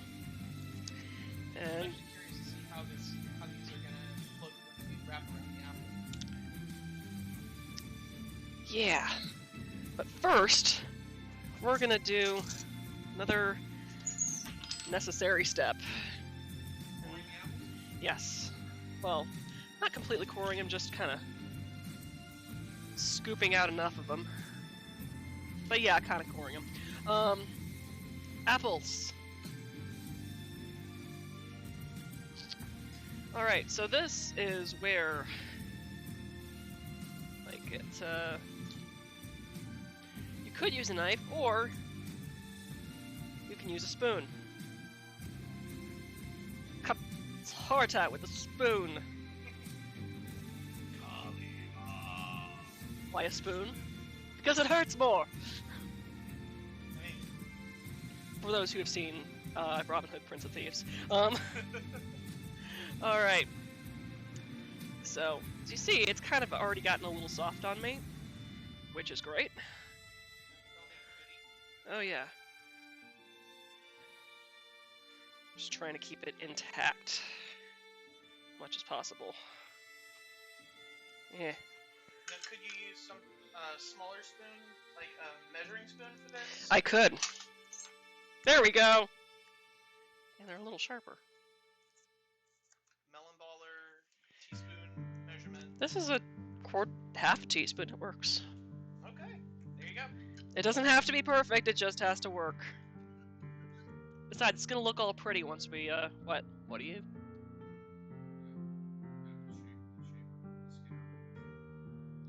Yeah, but then I'll cut through this. No, we're not cutting through all of it, we're just scooping. We're essentially creating an apple bowl here. Yes. Mm-hmm. Because I don't want the sauce seeping out the bottom. So. And you don't want more apple stage, which is I think I remember something about that. Hey, arsenic, cyanide, one of those. Oh, Yeah. it was arsenic. An old place. Yeah, get it? Okay, that seems to have gotten... Looks like you got it. Oh, yeah. You're gonna get out of it. Mm-hmm. Okay. So. Just gotta do that with the others. Here. You wanna do some scooping? Sure, I'll do some scooping. Yay! Oh wow, those really did get soft. Yeah. Hence why I didn't do this before poaching them, because I wanted the centers to be a little bit more sturdy. Makes sense. Yeah. After actually feeling the apple, I can definitely see your reasoning behind Mm-hmm. that. Alright, let's... Alright. Okay.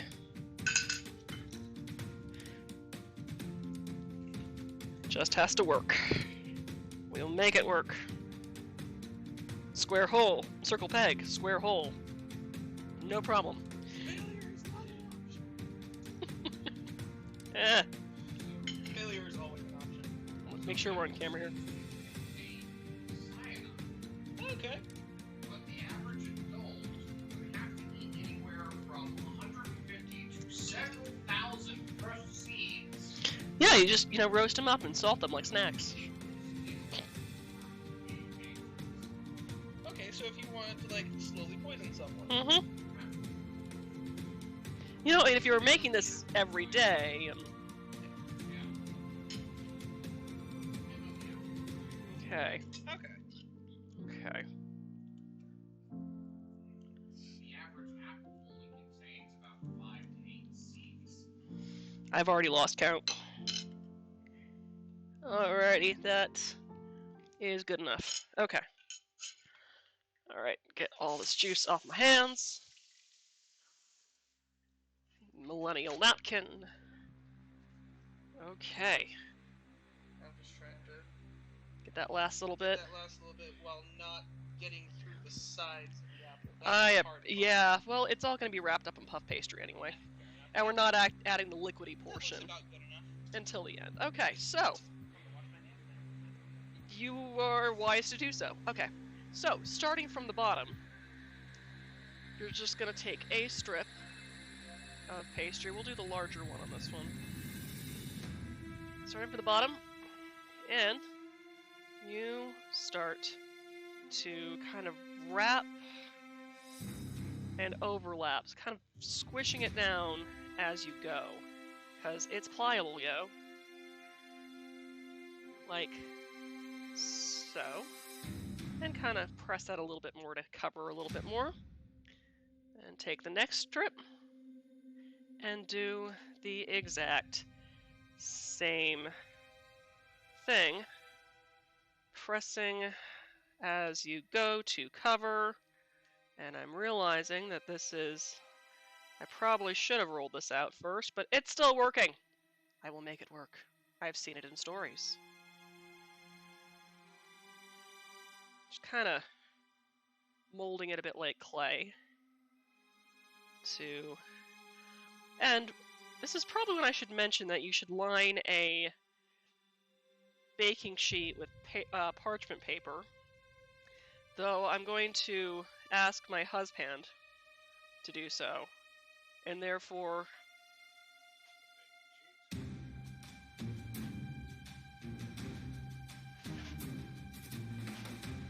okay, so Okay, so it's... And if you wanted to, if you were artsy enough, you could add whatever sort of design you wanted on these. oh yeah, definitely. I would suggest having more puff pastry to do that, though, or rolling it out a bit and then kind of cutting fun shapes. Okay. Like, you could totally do some more leaves and vines and kind of play around with it some. Though we're doing the basics today, just making them look like apples. If they were, not gluten-free apples. Alright, so I'm going to take this apple. Going to... Oh, which one? Oh, it's Ginger. My little 22-year-old princess. Here. That's Ginger. She's 22 years old and adorable, and she also likes to trip me. So, just gonna stick that on there. Okay. And, yeah, that's our first one. So, you can take a look. Look how pretty that is. And so we're just going to go ahead and do that 3 more times. Yep, exactly. Can I give you a hand with that? If you would like to, yes. So, as you saw from the bottom, kind of take that little tab there, Okay. and then sort of kind of wrap and press as you go, kind of that kind of little base, and then kind of wrap it around. You can gently pull it a little bit to stretch it a little bit more, and overlap the edges, kind of push them together. Okay. Yeah. Not hard at all. No, it only looks hard. It's pretty forgiving. Gotta love those things that are difficult to look at. But Yeah. actually very easy to do. Though I will admit, some things are actually deceptive, like those puff pastry apple roses. You know what I'm talking about, where it's like the apple slices and like folded puff pastry with jam, and then you just kind of wrap it up into a rose shape. Yeah, I've tried that. It's not easy. Also, if your puff pastry, and I realize I forgot to put sugar on these things. They'll be fine. That'll be fine. They'll be fine. You know what? We're just so confident in this recipe, you won't even need the sugar. You know, with my luck, it's gonna slide down the apple like it did with the toffee. Okay, this is the second time I've tried making something like this. So the first time I tried doing mead-poached apples that I would then do covered in, like, I would reduce the poaching liquid down to toffee and then basically do toffee-covered poached apples. Yeah, about that. There's a reason why candied apples don't have the peel taken off, because that's what's keeping the candy on. I had a puddle of toffee around each apple, and I also had burnt the sugar, so you couldn't taste any of the things I put in there, which made me very sad. Okay.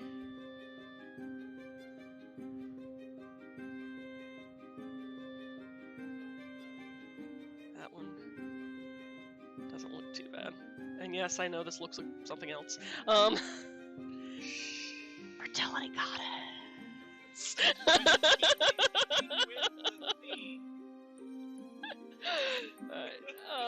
Yes, it's thematic.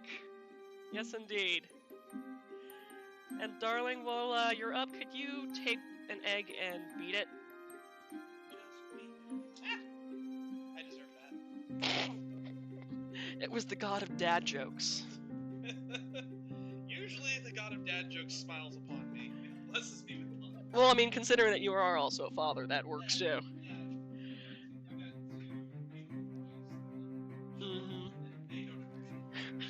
Again, one of them's only 18. Just give them a few years, they will. Give it time. Either that or their future spouses will.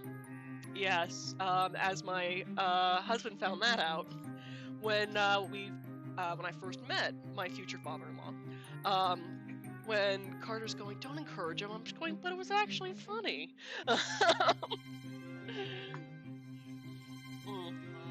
I'll beat it.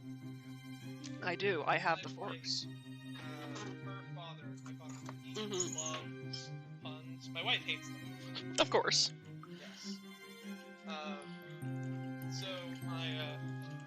So he and I would often get into pun battles It's the Punderdome. when I was dating my now wife. Uh-huh. And one of her least favorite things was just to sit there and listen to he and I go back and forth, just making puns at each other. It was fantastic. I loved it. Oh, yeah. Alright, so we got that last there. Alright, and And I ended up using a do a bit of kitchen magic here. toaster. I bet she loved that. Oh,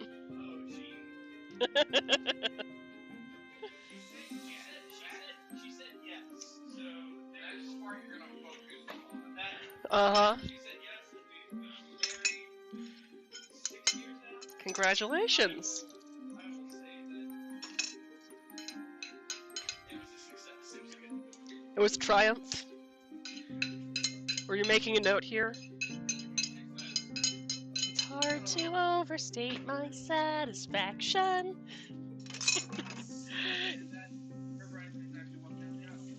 Ha! Yeah.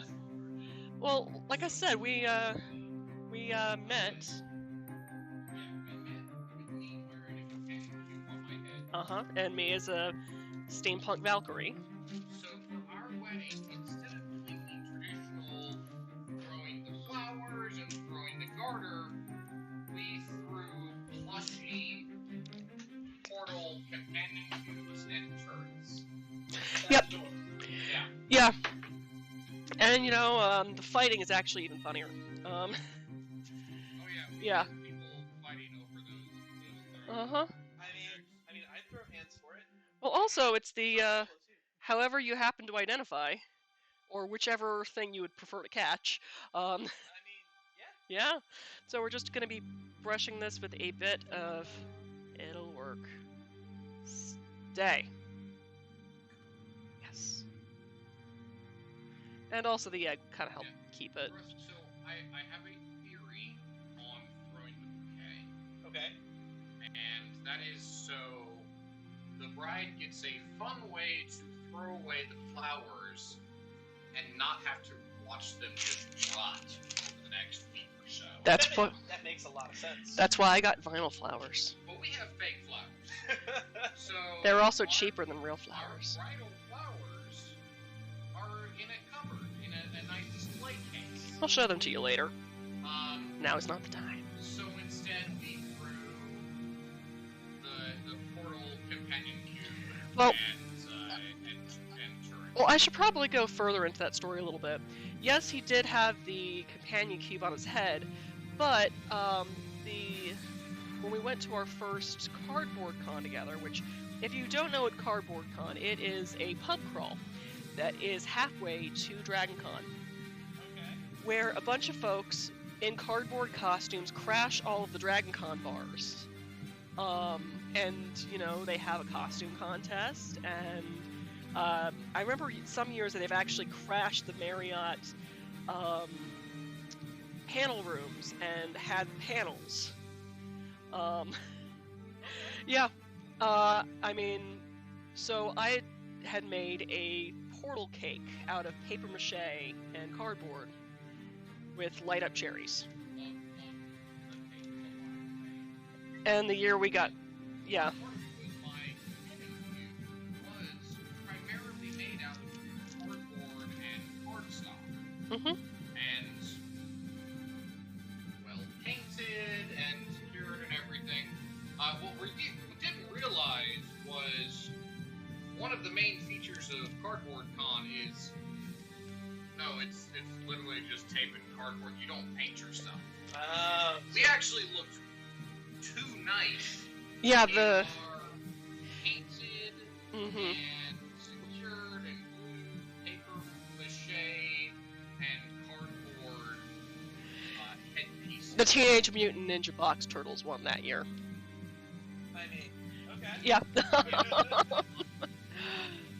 Oh yeah. Portal was a big part of our courtship in a way. Well, I mean, at the Dragon Con after our wedding, I had taken a wedding dress from Goodwill, put on an orange-blue sash, made a cardboard Aperture Science logo, I gotta go get the flowers.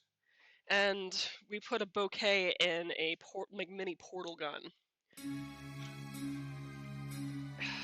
Babe, we really. He's so excited. So excitable. Bless his heart. Well, it's as if, we haven't really had too many people to talk to with a thing, like a pandemic going on or something. Actually getting to interact with Yes. close proximity without masks. Okay. Hey, yes. Alright. Portal, you're gone. Bridal bouquet. Yes. And it does light up. I'm not sure if there's batteries in there. Oh dear God. Maybe corroded. We haven't turned Ooh. this thing on here. Yeah, there's a little trigger down here. It might be corroded. The batteries There's a chance it is. are probably dead on this. I do love the blue and orange Yes, flowers but though. That's Blue and orange coming from a little mini portal gun. So I had a Okay. very nice suit with blue and orange accents and the companion cube on my head. And she had a beautiful white wedding dress with blue and orange accents and this gun. y'all are too geeky and I love it. And we had a little rhyme come up with. Hey diddle diddle, shells in a riddle, shooting portals of orange and blue, with a mad AI laughed to see such tests, and the cake ran away with the cube. All right. Yeah, after being told that I was alive, like about 20... Actually, if I had charged for every time I was called a lie during the Dragon Cons we had gone to after that, I would have been able to buy my badge and hotel room. pretty much for the whole weekend each time. The problem with dressing as something with a catchphrase. Yes. Yeah. All right. People just yell So, your catchphrase. I'm just All going the to time. take a You know- quick note because we are also still cooking. This is true. So I just brushed the apple dumplings with egg and put them into the oven. You want to do it for about 25 minutes, but since my heating in my oven's a little uneven and also on the lower rack, and I've got a non-standard size oven, I set a timer for about 20 minutes just to check on it to see if it's cooked up enough and not completely burned on the bottom. Because that happens when your oven is too high. So make sure you know your oven. Or just keep an eye on things. That works. In the meantime, What do we got next? I just have to reduce this Okay. to... So I'm just gonna not light my house on fire. Stick that back on medium, bring it to a boil, and try to get it to simmer for about 10 to 15 minutes till it's about roughly 3/4 of a cup. So we're just gonna let that do its thing and get hot for us and syrupy for us while we snack and then get back to chatting. All right. Yes. Yes. So- I'm loving all the different things that you're coming up with, just on the fly. Thank you. So a fun site to check out, by the way, if you are kind of flavor experiment inclined, there's a site called foodpairing.com. They're not a sponsor of mine. I wish they were. But they have basically put all these various flavor, the flavonoid, the chemicals that give these things flavor, and have come up with a database where you can pick ingredients and have find the aromatic matches for those ingredients. Okay. Granted, the free version doesn't really have all that terrible amount, so you kind of have to search something, and if it says 0 of 3 matches, like, okay, yeah, that does work, doesn't it? For example, when I was trying to do a little bit of flavor pairing, I wasn't able to bring up almond, but I was able to go 0 of 3 matches for almond, so I'm like, okay, almond works. All right. So yeah, I kind of did that a little bit before we did our stream tonight. Like, okay, what kind of meats and cheeses go along with these mead flavors that we're presenting tonight? Okay. So basically, all you really needed to create this fun little charcuterie board with the mead was a pack of bread pre-sliced. Yep, about $1. A variety pack of little Salamis, pepperonis pepperoni, and Gruyere and Gorgonzola. Gruyere does tend to get expensive, admittedly. But you can also do this with kind of a nutty Swiss cheese. Or, if you can find Manchego for a little less expensive, that should also work kind of nicely, just from the nuttiness alone. Though, Gruyere does work, so... And if you're gonna splurge... if you're gonna splurge, it does really well. Oh, yeah. Yeah. And once again, you can find all of these meads that we've tasted and talked about tonight at your local package store if you are in the state of Georgia. There's a very good chance that it has it. If you are not within the state of Georgia, you can go to vikingalchemist.com and order our meads through Vino Shipper. If your state is one of the states that will actually allow alcohol to be shipped to your door, it will ship straight to your door. Yes, and you can get 15% off your order through Viking Alchemist's website with the promo code GG, as in Gluttonous Geek 15. So GG15, and that's the number, not the spelled out word. Yeah. Yes. So yes, and we will have today's recipe as well as the description of all these meads and the promo code listed on my website this upcoming week when I put that all together. And so yeah, you should check it out. The full recipe will be there, so you can keep coming back to it and not have to watch a 2-hour episode, a 2-hour episode with a notebook like you have to do for my Munchies and Minis episodes. So here's a question for you. Yes. We've gone through a bunch of different meads and melomels tonight. If you were to come up with a flavor profile for a mead, what do you think you would come up with? I know my answer. Mm-hmm. Personally, I want to make an Earl Grey mead. Ooh. I think one of my favorite flavor combinations is apple and rosemary. Okay. I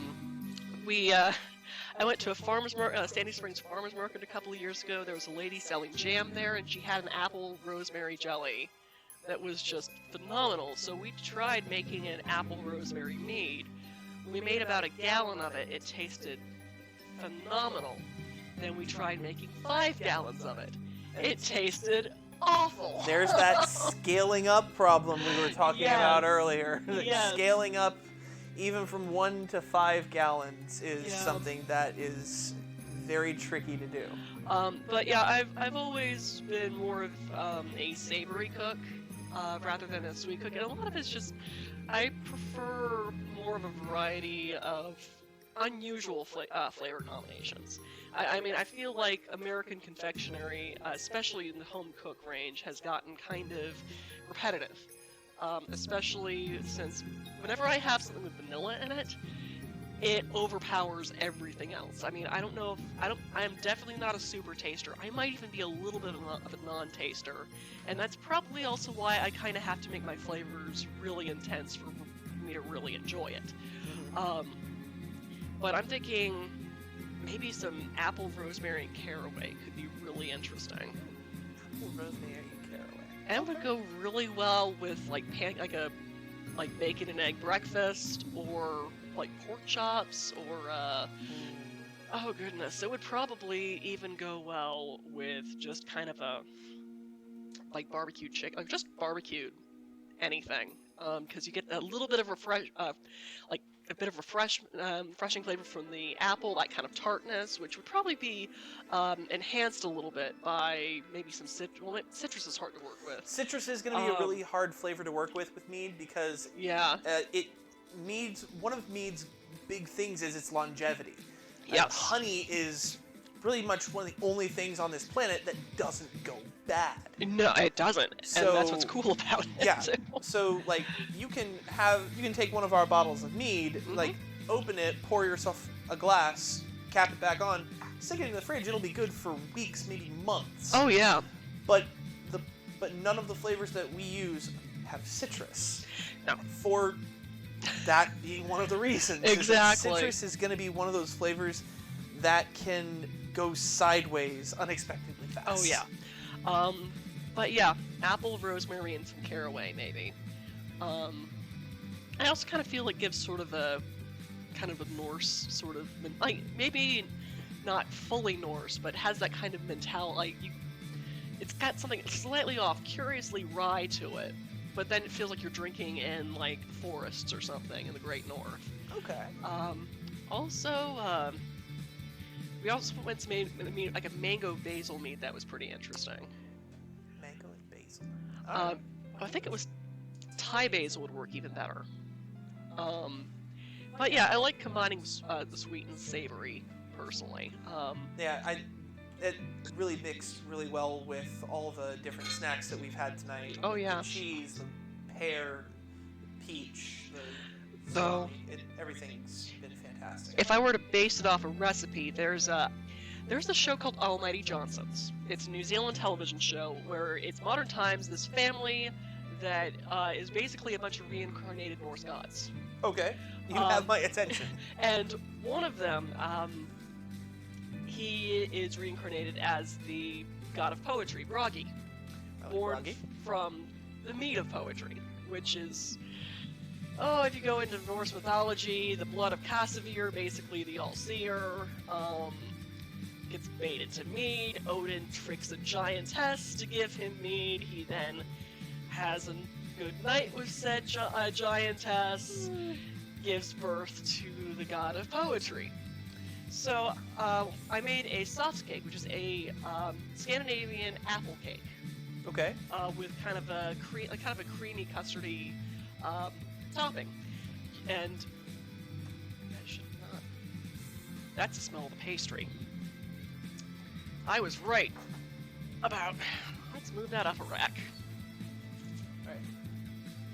Yeah, we can start to smell a little bit of the overcooking. Yep. At the bottom. Know your oven. Yep. Whew. Right. Hopefully that's not going to be too burned. Yeah, it didn't look burned. No. Anyway, when I made this recipe, I also had a recipe for the mead of poetry. Granted, I should have made a syrup to go along with it rather than try to put cardamom directly into a drink. But I did a mix of red wine, mead, and a little bit of cardamom. Okay. And it was actually quite good once you got past the powdered cardamom. Like I said, it wasn't really... this was before I found Cardamom Pods, and this was before I started making syrups to start making my cocktails with, instead of trying to put in things that are not easily dissolved in cold things. Let's see. Mordred Morden says citrus also has an issue if you add it during fermentation, because depending on the yeast, a change in acidity can halt the fermentation if it is too drastic. Yeah, and another thing you don't want to put in the fermentation process we discovered, cinnamon. The chemical composition of cinnamon changes when you try to ferment it.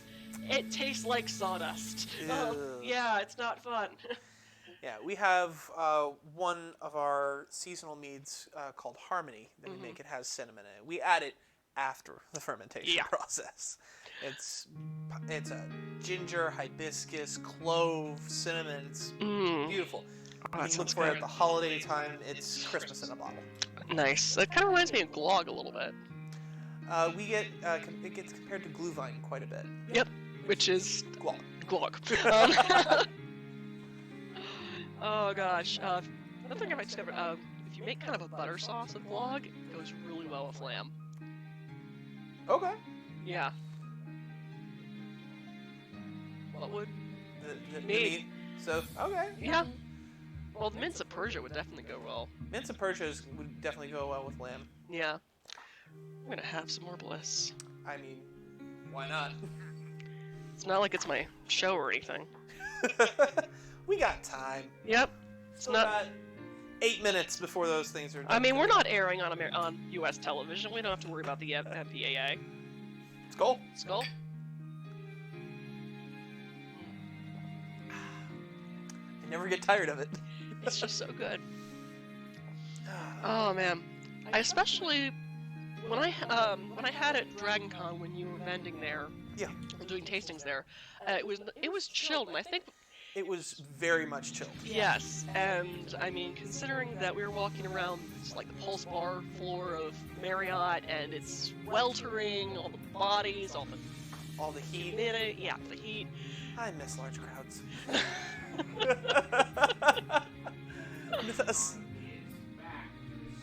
Yes. Yes, I am looking forward to it. I will hopefully be pushing mead on the Marriott floor dressed as a Viking once again. I'm okay with this. It's, sometimes I wonder, in amazement, it's like, I'm getting paid for this. Now, my question is, dressed as a Viking, are your horns on your helmet, or are they reserved for drinking? Reserved for drinking. Horns are reserved for drinking. I decided I was going to go with a more accurate depiction of the Viking. Granted, sometimes the plastic horn helmet does get broken out. But speaking of horns, isn't there something rather special with horns in Viking Alchemist Meadery? Yes, if you come to our meadery, either the Marietta or the Smyrna location, you can be a member of our Horn Club. As it is a loyalty program that we offer, essentially, for $100 for the first year, you get a horn with your name on it that we hang at the hall. It is a water buffalo horn that is meant for drinking mead out of. You get that horn, and every individual day that you walk into the meadery, you can get that horn filled with mead for free, as part of being a Horn Club member. You also receive advance availability for any of the special releases that we do. You receive 10% off all purchases, and you get free access to any special events that we hold, such as National Mead Day, which will be held the first Saturday in August. And then that's $100 for the first year. You get all of that, and $75 a year after that. So, if you would like to drink like a Viking from a horn, come on by the Viking Alchemist. We can hook you up with one. I think we might have to do that next time we're up there. Yes, we've got a whole oath. We've got an oath-taking ceremony that you can do. Oh, that sounds like fun. Oh, it's beautiful. Yeah, snack up. Nick puts on a fake beard and a horned helmet and What? blows a horn and... What? Yes! I want to do it. And I'll get a video of it and put it on my social media. And it'd be fantastic. Maybe we'll dress up as Vikings. You have garb. You have garb. I have Viking garb. I need Viking garb. Viking garb's fairly easy to make. And if not, I'll probably wear the most comical Viking thing I could possibly come up with. I mean, you can go anywhere from standard dress and apron with the brooches to full Valkyrie armor. Oh, I could totally also make like those big yarn braids or something, and then wear them over top my regular braids for no reason whatsoever. Oh gosh. Yeah.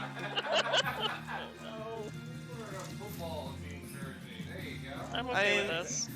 That works. This is a totally impromptu charcuterie board. Yes. Here, let me feed Careful, you. some of our owners are Packers fans.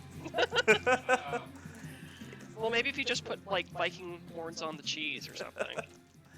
I mean, Mordred said, "That sounds awesome. If only I lived closer." well, Yes, the Horn Club membership is definitely something that is more advantageous the closer you are to the tap room. We do actually also have a mailing list called the Alchemist Club, where, again, we use Vino Shipper, and you can get 3 specialty meads mailed to your door every quarter. I can't remember what the exact pricing is, but that is also one of the things that we offer on our website, where you can get barrel-aged, seasonal, special release meads, all mailed directly to your door if you join our Alchemist Club. So for people who live a little bit further away from the meadery than they would like, they can join that as well. it does sound good. Sorry. It's like, food. We live just far enough away from the meadery that, it's not our standard, like, Stop by randomly after work. Yeah, stop by randomly after work, but we can still, Well, it's kind of our once in a while. it's kind of our weekend hangout with people. Like, if there's another couple we want to hang out with, or my parents come to visit, we just go on up to Smyrna or Marietta. Smyrna, Marietta. There's some great kind of nerdy locations. Oh, sorry. My apologies. Marietta, we'll go to. We'll go to Second and Charles, Second and Charles, which is an awesome used bookstore. It caters to nerds. Yep. That smells really good, by the way. Yay. Top rack is definitely better. We'll hit up a hobby shop there, as well as Hobbytown USA, which is like across the street from it, and then just go to Viking Alchemist. Gigabytes Cafe is also nearby too, which is another huge gaming store for those who are into tabletop. Because if you're watching the stream, you're not into tabletop at all, are you? No, not at all. I mean, Never touched a D20. Munchies and Minis, that just refers to dollhouse furniture, Of course. Yeah, definitely. But yeah, definitely a fun little trip, especially if you happen to be visiting the Atlanta area and kind of want to see a few more of the nerdy things around town. I know you guys are definitely trying to get into some more conventions, especially out of state. Yes, we'd love to get into more conventions, more of the events and festivals as they begin to open up throughout the state, throughout the country, as more and more people are getting vaccinated. Yes. Are there any events currently on town? We are hopefully going to be at Chalktoberfest in Marietta. It's a big street chalk draw festival in October. Do that another 3 months. That is currently one of the places that we are hoping to be part of. We And we also have a few fun things going on at the Meadery itself. In August, we always have National Mead Day. And in October, we typically have our Mead and Mischief costume party. And that's always a good time. Okay. I think this is possibly reduced down enough. So let's see. Can I... So, stove cam. Stove cam. I think it might be reduced down enough. That Is there a particular consistency that we're looking for? syrupy. But Syrupy. We So, might like, not be coat the there. back of a spoon. yeah, we're probably not there yet. Yeah, Probably gonna need a little bit longer. just a wee bit longer. But that's okay, we'll just wait for the apples to cool. So I was also going to be adding a little bit of butter too to kind of help bring those flavors together. Because the thing is, with fat, like butter or cream cheese or cream, it's a flavor carrier. Fat is a flavor carrier. So if you need to kind of like combine the flavors and be able to taste them all at once, add fat. So that's why butter is so delicious. Yeah. Okay. It basically acts as a carrier to whatever you happen to put in it. Which is like a compound butter, which is a fancy word of saying butter with stuff in it. Ooh, butter with stuff in it. Yeah, and super easy to make. Butter, soften, put stuff to it, refrigerate. Compound butter. That sounds easy enough. I know, butter with stuff in it. Yeah, it's kind of funny like how so much stuff is considered so difficult or complicated with food, but once you honestly work with it enough and just play around enough, and you really have to not be afraid to make mistakes. Yeah. I mean, otherwise you just won't learn. Yeah. I mean, Just eat your mistakes. pretty much, yeah. I mean, like a couple years ago, I probably would have been too scared to do something like this.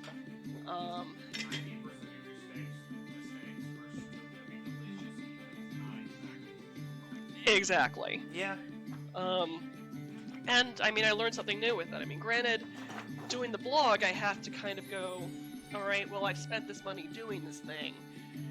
Now, how can I rewrite it so it actually will work? Mm-hmm. And You have to analyze your mistakes and realize. exactly. It's just then my job is to make the thing I did make look pretty enough to photograph. Like, I took a look in there, there's only one of them I'm going to be able to photograph, because the way that the leaves went, just kind of went... You'll see in about a minute. It doesn't have to be pretty, it just needs. It just needs to work. I mean, this is really just acting as more of a vessel, an edible vessel for the real star of the show, which is The mead syrup. the mead syrup, so we can still get the flavors with that. So, Okay. that's also why I decided not to do that mead toffee, because it kind of defeated the whole purpose Okay. of... Alrighty. Yeah. Those actually look really good. Yeah. Actually, Go ahead. I can take this camera if you put that in the stove cam. Sure thing.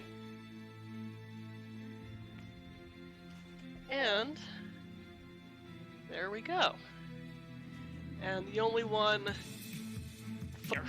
otherwise it's like droopy leaves. You know what? You can take those leaves and dip them in the syrup. Read the recipe, you'll know to roll these in sugar first. Ah. Yeah. Which you will read the recipe because it will go up when I post this video to the blog. It'll also be on YouTube when I export it, as well as on Twitch. We are currently actually streaming on both Facebook Live and Twitch right now. So if you're more of a Twitch watcher and you happen to find us on Facebook, go to twitch.tv/thegluttonousgeek. I also have a weekly cooking show called Munchies and Minis, where I make recipes based off of various tabletop role-playing games, such as Dungeons & Dragons, Pathfinder. I even have a couple of Shadowrun recipes. All right.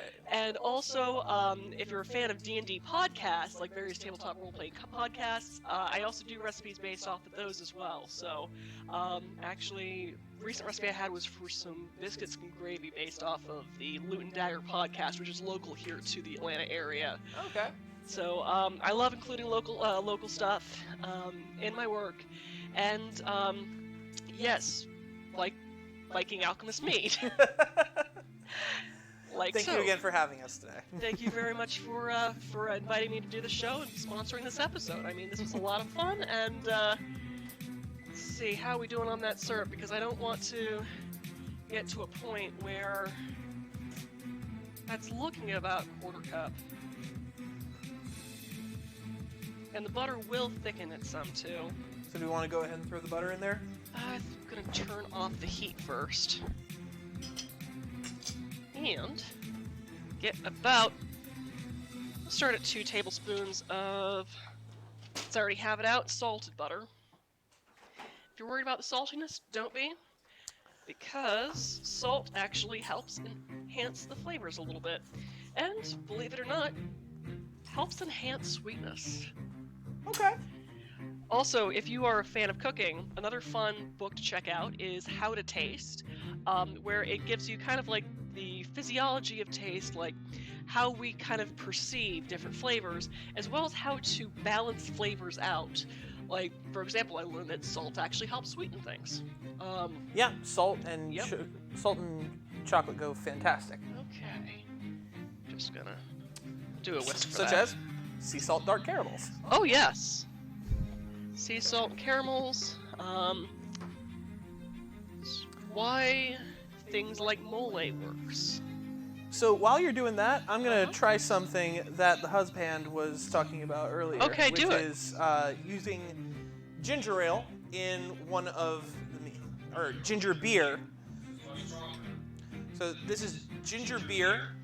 So I'm only gonna put a little bit in there. And what were we thinking of mixing the beer with? The skull? Think of the skull. We also have some oranges if you want to add a twist of orange or some orange zest. Well, Okay.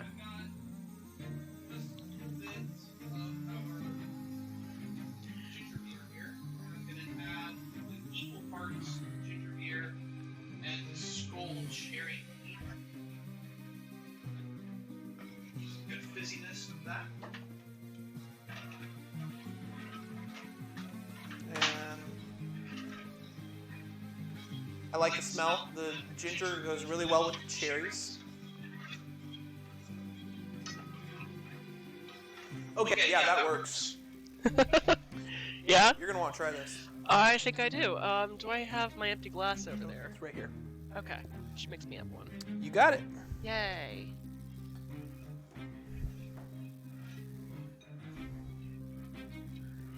I could probably thicken this up with a little cornstarch, actually.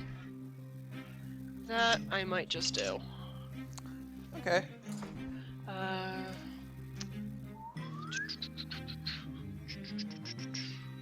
Or arrowroot, because that's closer and I know where it is. We'll do about eyeball, about a half teaspoon of arrowroot. Yes. Where'd you go? Ah, here we are. Is this it? Skull? Skull. Clink. Mmm, That's excellent. that's good. Mhm. Okay. Equal parts ginger beer and skull cherry mead from Viking Alchemist. Mm. Thank you later. Mm. Oh, Actually, yes, that'd be a really good thing. I'm gonna do something a little weirder. A tiny Salt? pinch of salt. See how that is.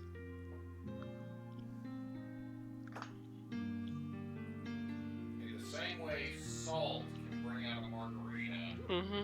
salt can bring out so many flavors in a drink. Mm. Okay. Yeah. It So- brings forth that cherry a little bit more. Alright, so we're gonna say about a teaspoon of arrowroot or cornstarch, and quarter cup of water. Okay. Set that back on low.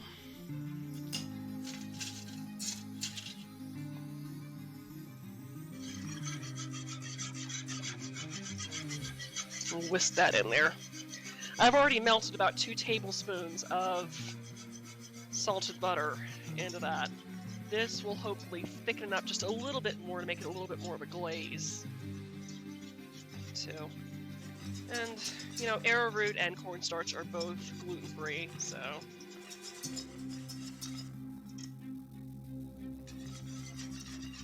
should thicken up shortly.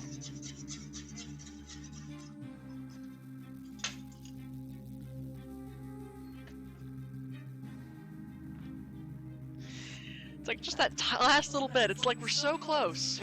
We are so close to being finished with this. A little bit thicker. Yeah, it's like I should have started this like before I even put it in the oven. Oops. Oh well. Yeah. Meantime, I'm gonna find the most. I like this one. Yeah, that one should. I think this one for the pictures, Okay. and this one for showing off to our guests. Okay. Yeah, we'll each have an apple. Good with that. Yes. Which camera you want to be on? Well, whichever camera you want at this point. It's on 3 right now. Okay, I'm just gonna stick things around our very messy charcuterie.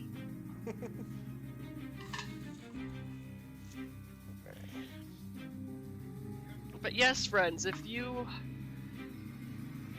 want to enjoy all this delicious meadness, that's not a word, but it is now. It's not a word, it is now. The meadness, the tasty apple, honey, baked thing.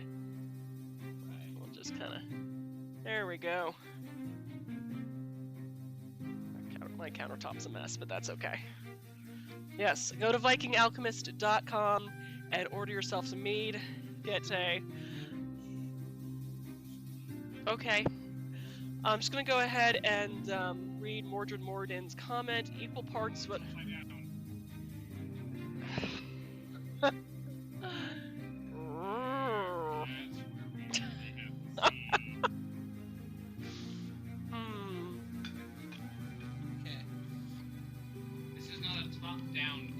No. No, it isn't.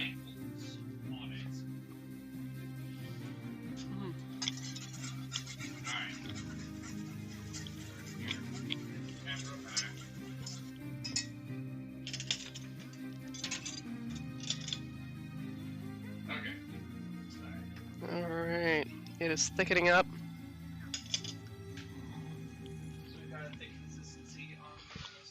Mm-hmm. You can kind of see how the bubbles are getting glossier. Yeah. Yeah. I can definitely see a little bit more viscosity to it. Mm-hmm. Yeah. Yep. Actually, I'm gonna give that a wee bit of a taste. Hey, darling, can you get me a Actually, I think all the glass dishes might be in there. Let me check. Yep, glass dish.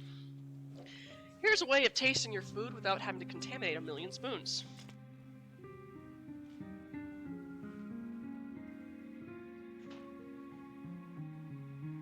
Just drink it right out of the bowl. Use a bowl. That's good. Okay. Actually, get him a bowl.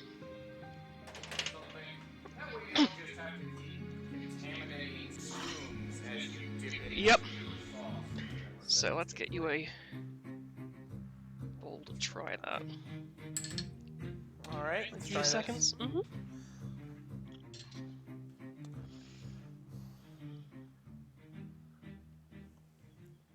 Oh wow. Oh wow. That is really light. It's You got- get all the flavors in there, right? I'm getting everything. Like. Thank you. Yeah, this is, as it cools down, you can definitely see it's getting more Yeah. and more viscous. Mm-hmm. Just, yeah.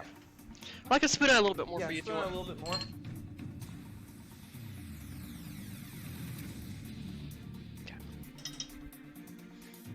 So, This is what we're seeing. It's got a little bit of cloudiness to it, but you can see a definite thickening as it cools down more and more. And the taste is just fantastic. It's light and airy. It's got that apple juice with all of the spices inside of it. You can still taste the pear and almond from the. I think we're actually done. I think we're done too. Yeah, let's transfer that to a measuring cup for easy pouring. Yeah, end up being way more than I intended. Yeah, that ended up being way more sauce than I intended. But that's fine. Oh well, put it on your pancakes tomorrow, right? Oh yeah. So, just gonna.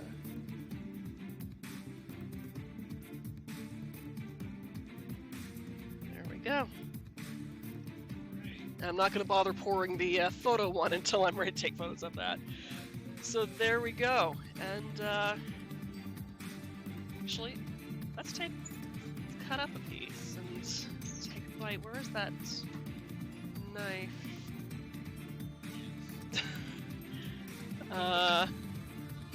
Yeah. There we go.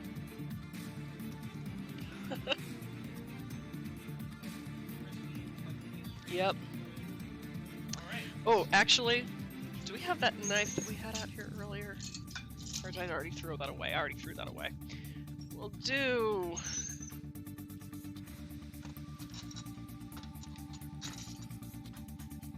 my little Meadery here. So...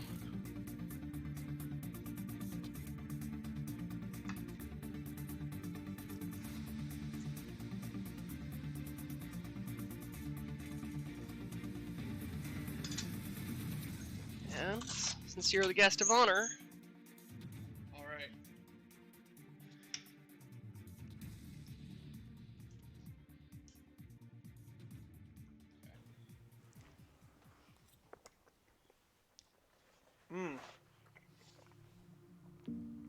the apples are so soft. You've got the pear, you've got the almond. mm-hmm, Definitely got, the honey is subtle, but it's there. mm-hmm. Oh, wow. Yeah. Yes. Yes, I would eat this. Awesome. Well, there you go. Idunn's apples, and we're already. Oh gosh, it's about almost 9:30. So. Oh my goodness. Yes, let's enjoy our apples and close up our night. My name is Catherine Barsonistas. You've been watching the Gluttonous Geek Presents Viking Alchemist Meadery tonight. Tonight we had Ben Coffey from Viking Alchemist. He is an excellent person and excellent human being. This Thank you. Viking Alchemist is amazing mead. You should definitely check out their website, vikingalchemist.com, and order mead off their site for a 15% discount with promo code GG15, as in Gluttonous Geek 15, 2 letters GG. So, I will have this episode up, as well as the blog post, fully written out recipe from tonight, on the blog around sometime next week. Keep an eye out on my social media, facebook.com/thegluttonousgeek, Twitter at gluttonous_geek. Please follow Viking Alchemist Meadery. Check out their tap room. It is worth every single second and cent that you could throw at them. So I guess the last thing we really have to say is thank you very much for this wonderful evening, Ben. It's been fun. Thanks for having me, Catherine. You're very welcome. And Skull. And Skull. Come on. Get on it. I had an empty glass. You That's did. a rookie mistake. Did. Skull. Skull. Cheers to all of you.